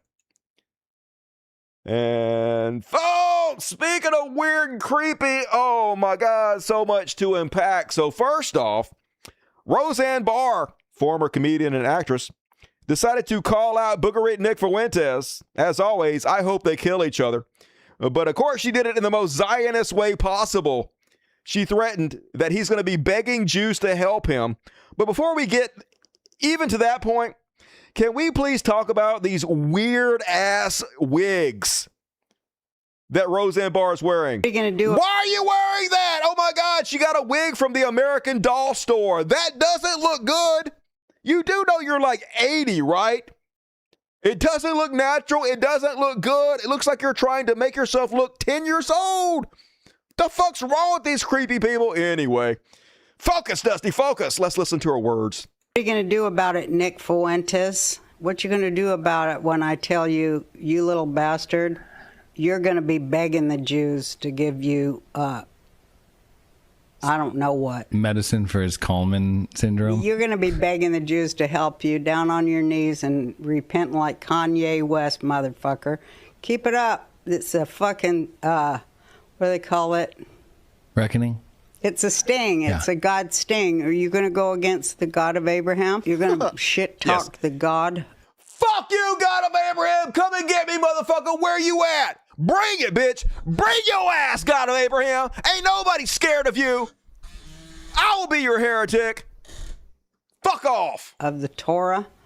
Keep it up, motherfucker. Not just You'll the see Torah, what happens. the Bible, Jesus. What are you We'll see waiting what happens for? when you try to overthrow the Constitution of the That's literally what you United guys. States, You don't the care about that. Republic You fake of the bitch. United States of So America. fake. You talk shit about that, saying it ain't good, that we got to have some Catholic theology to replace it. You can kiss my motherfucking rich Jew American ass motherfucker. Yeah. Come and debate me. Let's debate. Yeah, if you're rich, you might want to splurge on some better wigs, dude. That not a good look. So of course, Booger and Nick Fuentes. I'm only showing you guys this because I want to watch them fight each other, because it's glorious to watch them kill each other. Let's just watch a little bit of Booger and Nick's. I saw Roseanne Barr. Roseanne Barr said he's going to be on his knees begging the Jews. Roseanne Barr, I mean, she's half right. He's definitely going to be on his knees. You need to be put in your fucking place, okay? You're a guest here. Newsflash, you're a guest here. This isn't a Jewish country. This is a Christian country. No. This country was not... No, it's a country for all of us, dude. Founded by Jews. Jews didn't write the Constitution. Jews didn't write the Declaration. Jews didn't fight in the American Revolutionary War. Yeah, I don't give a fucking shit about any of that. You know, if she's a citizen, she's just as an American as I am and you are, Nick. Fuck that bullshit. And that. Love to see Milo and Booger and Nick Fuentes fight.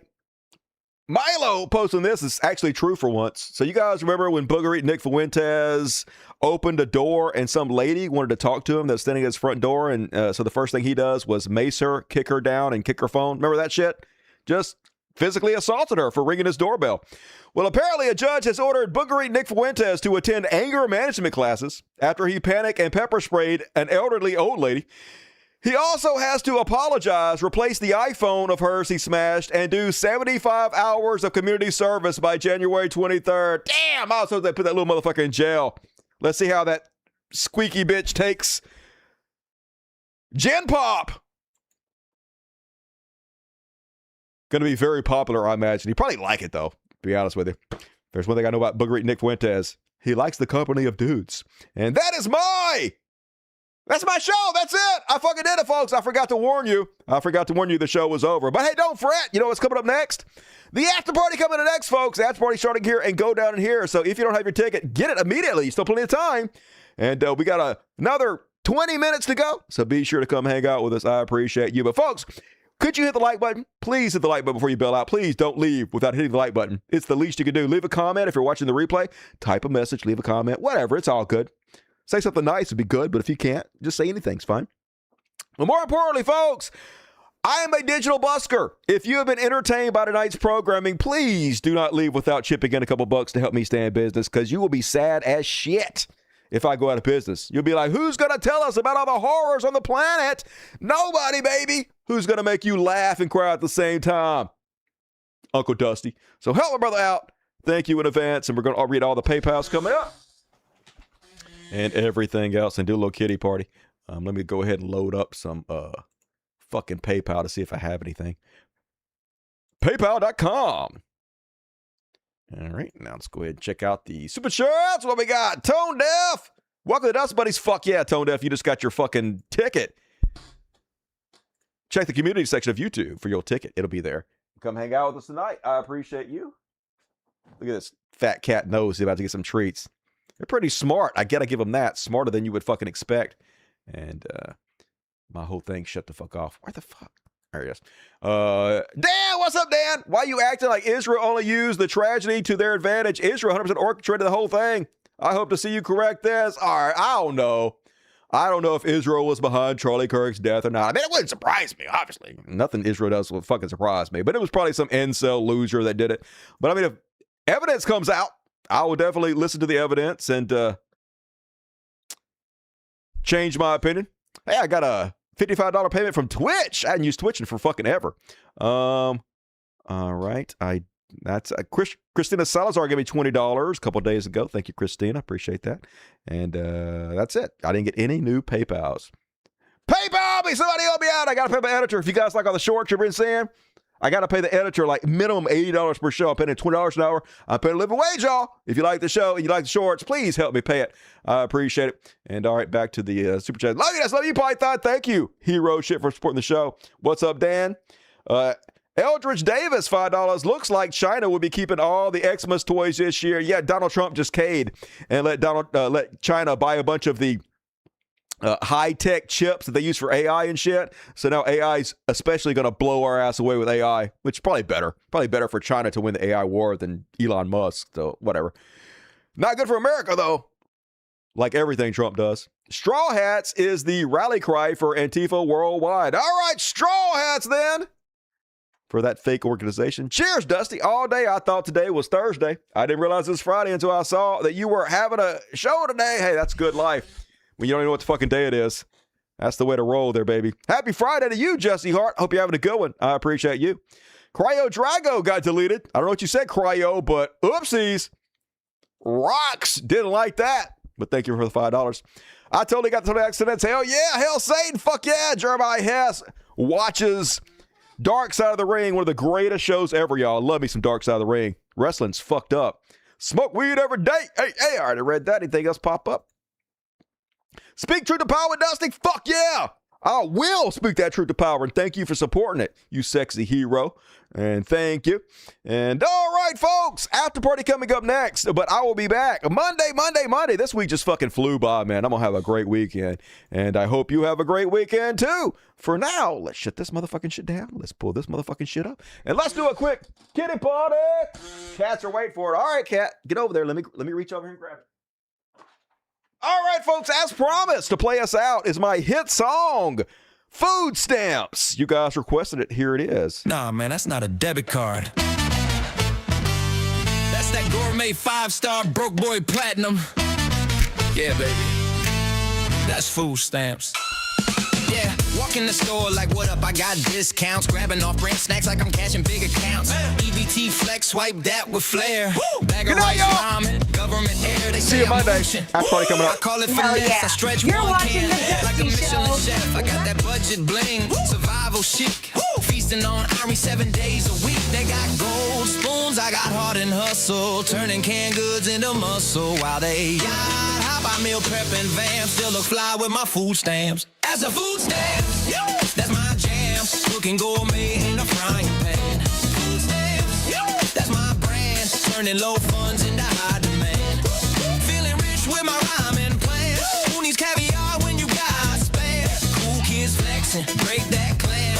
We make broke look good with food stamps. Fridge light flickers, vibe still smooth. Chef boy or Dusty got that groove.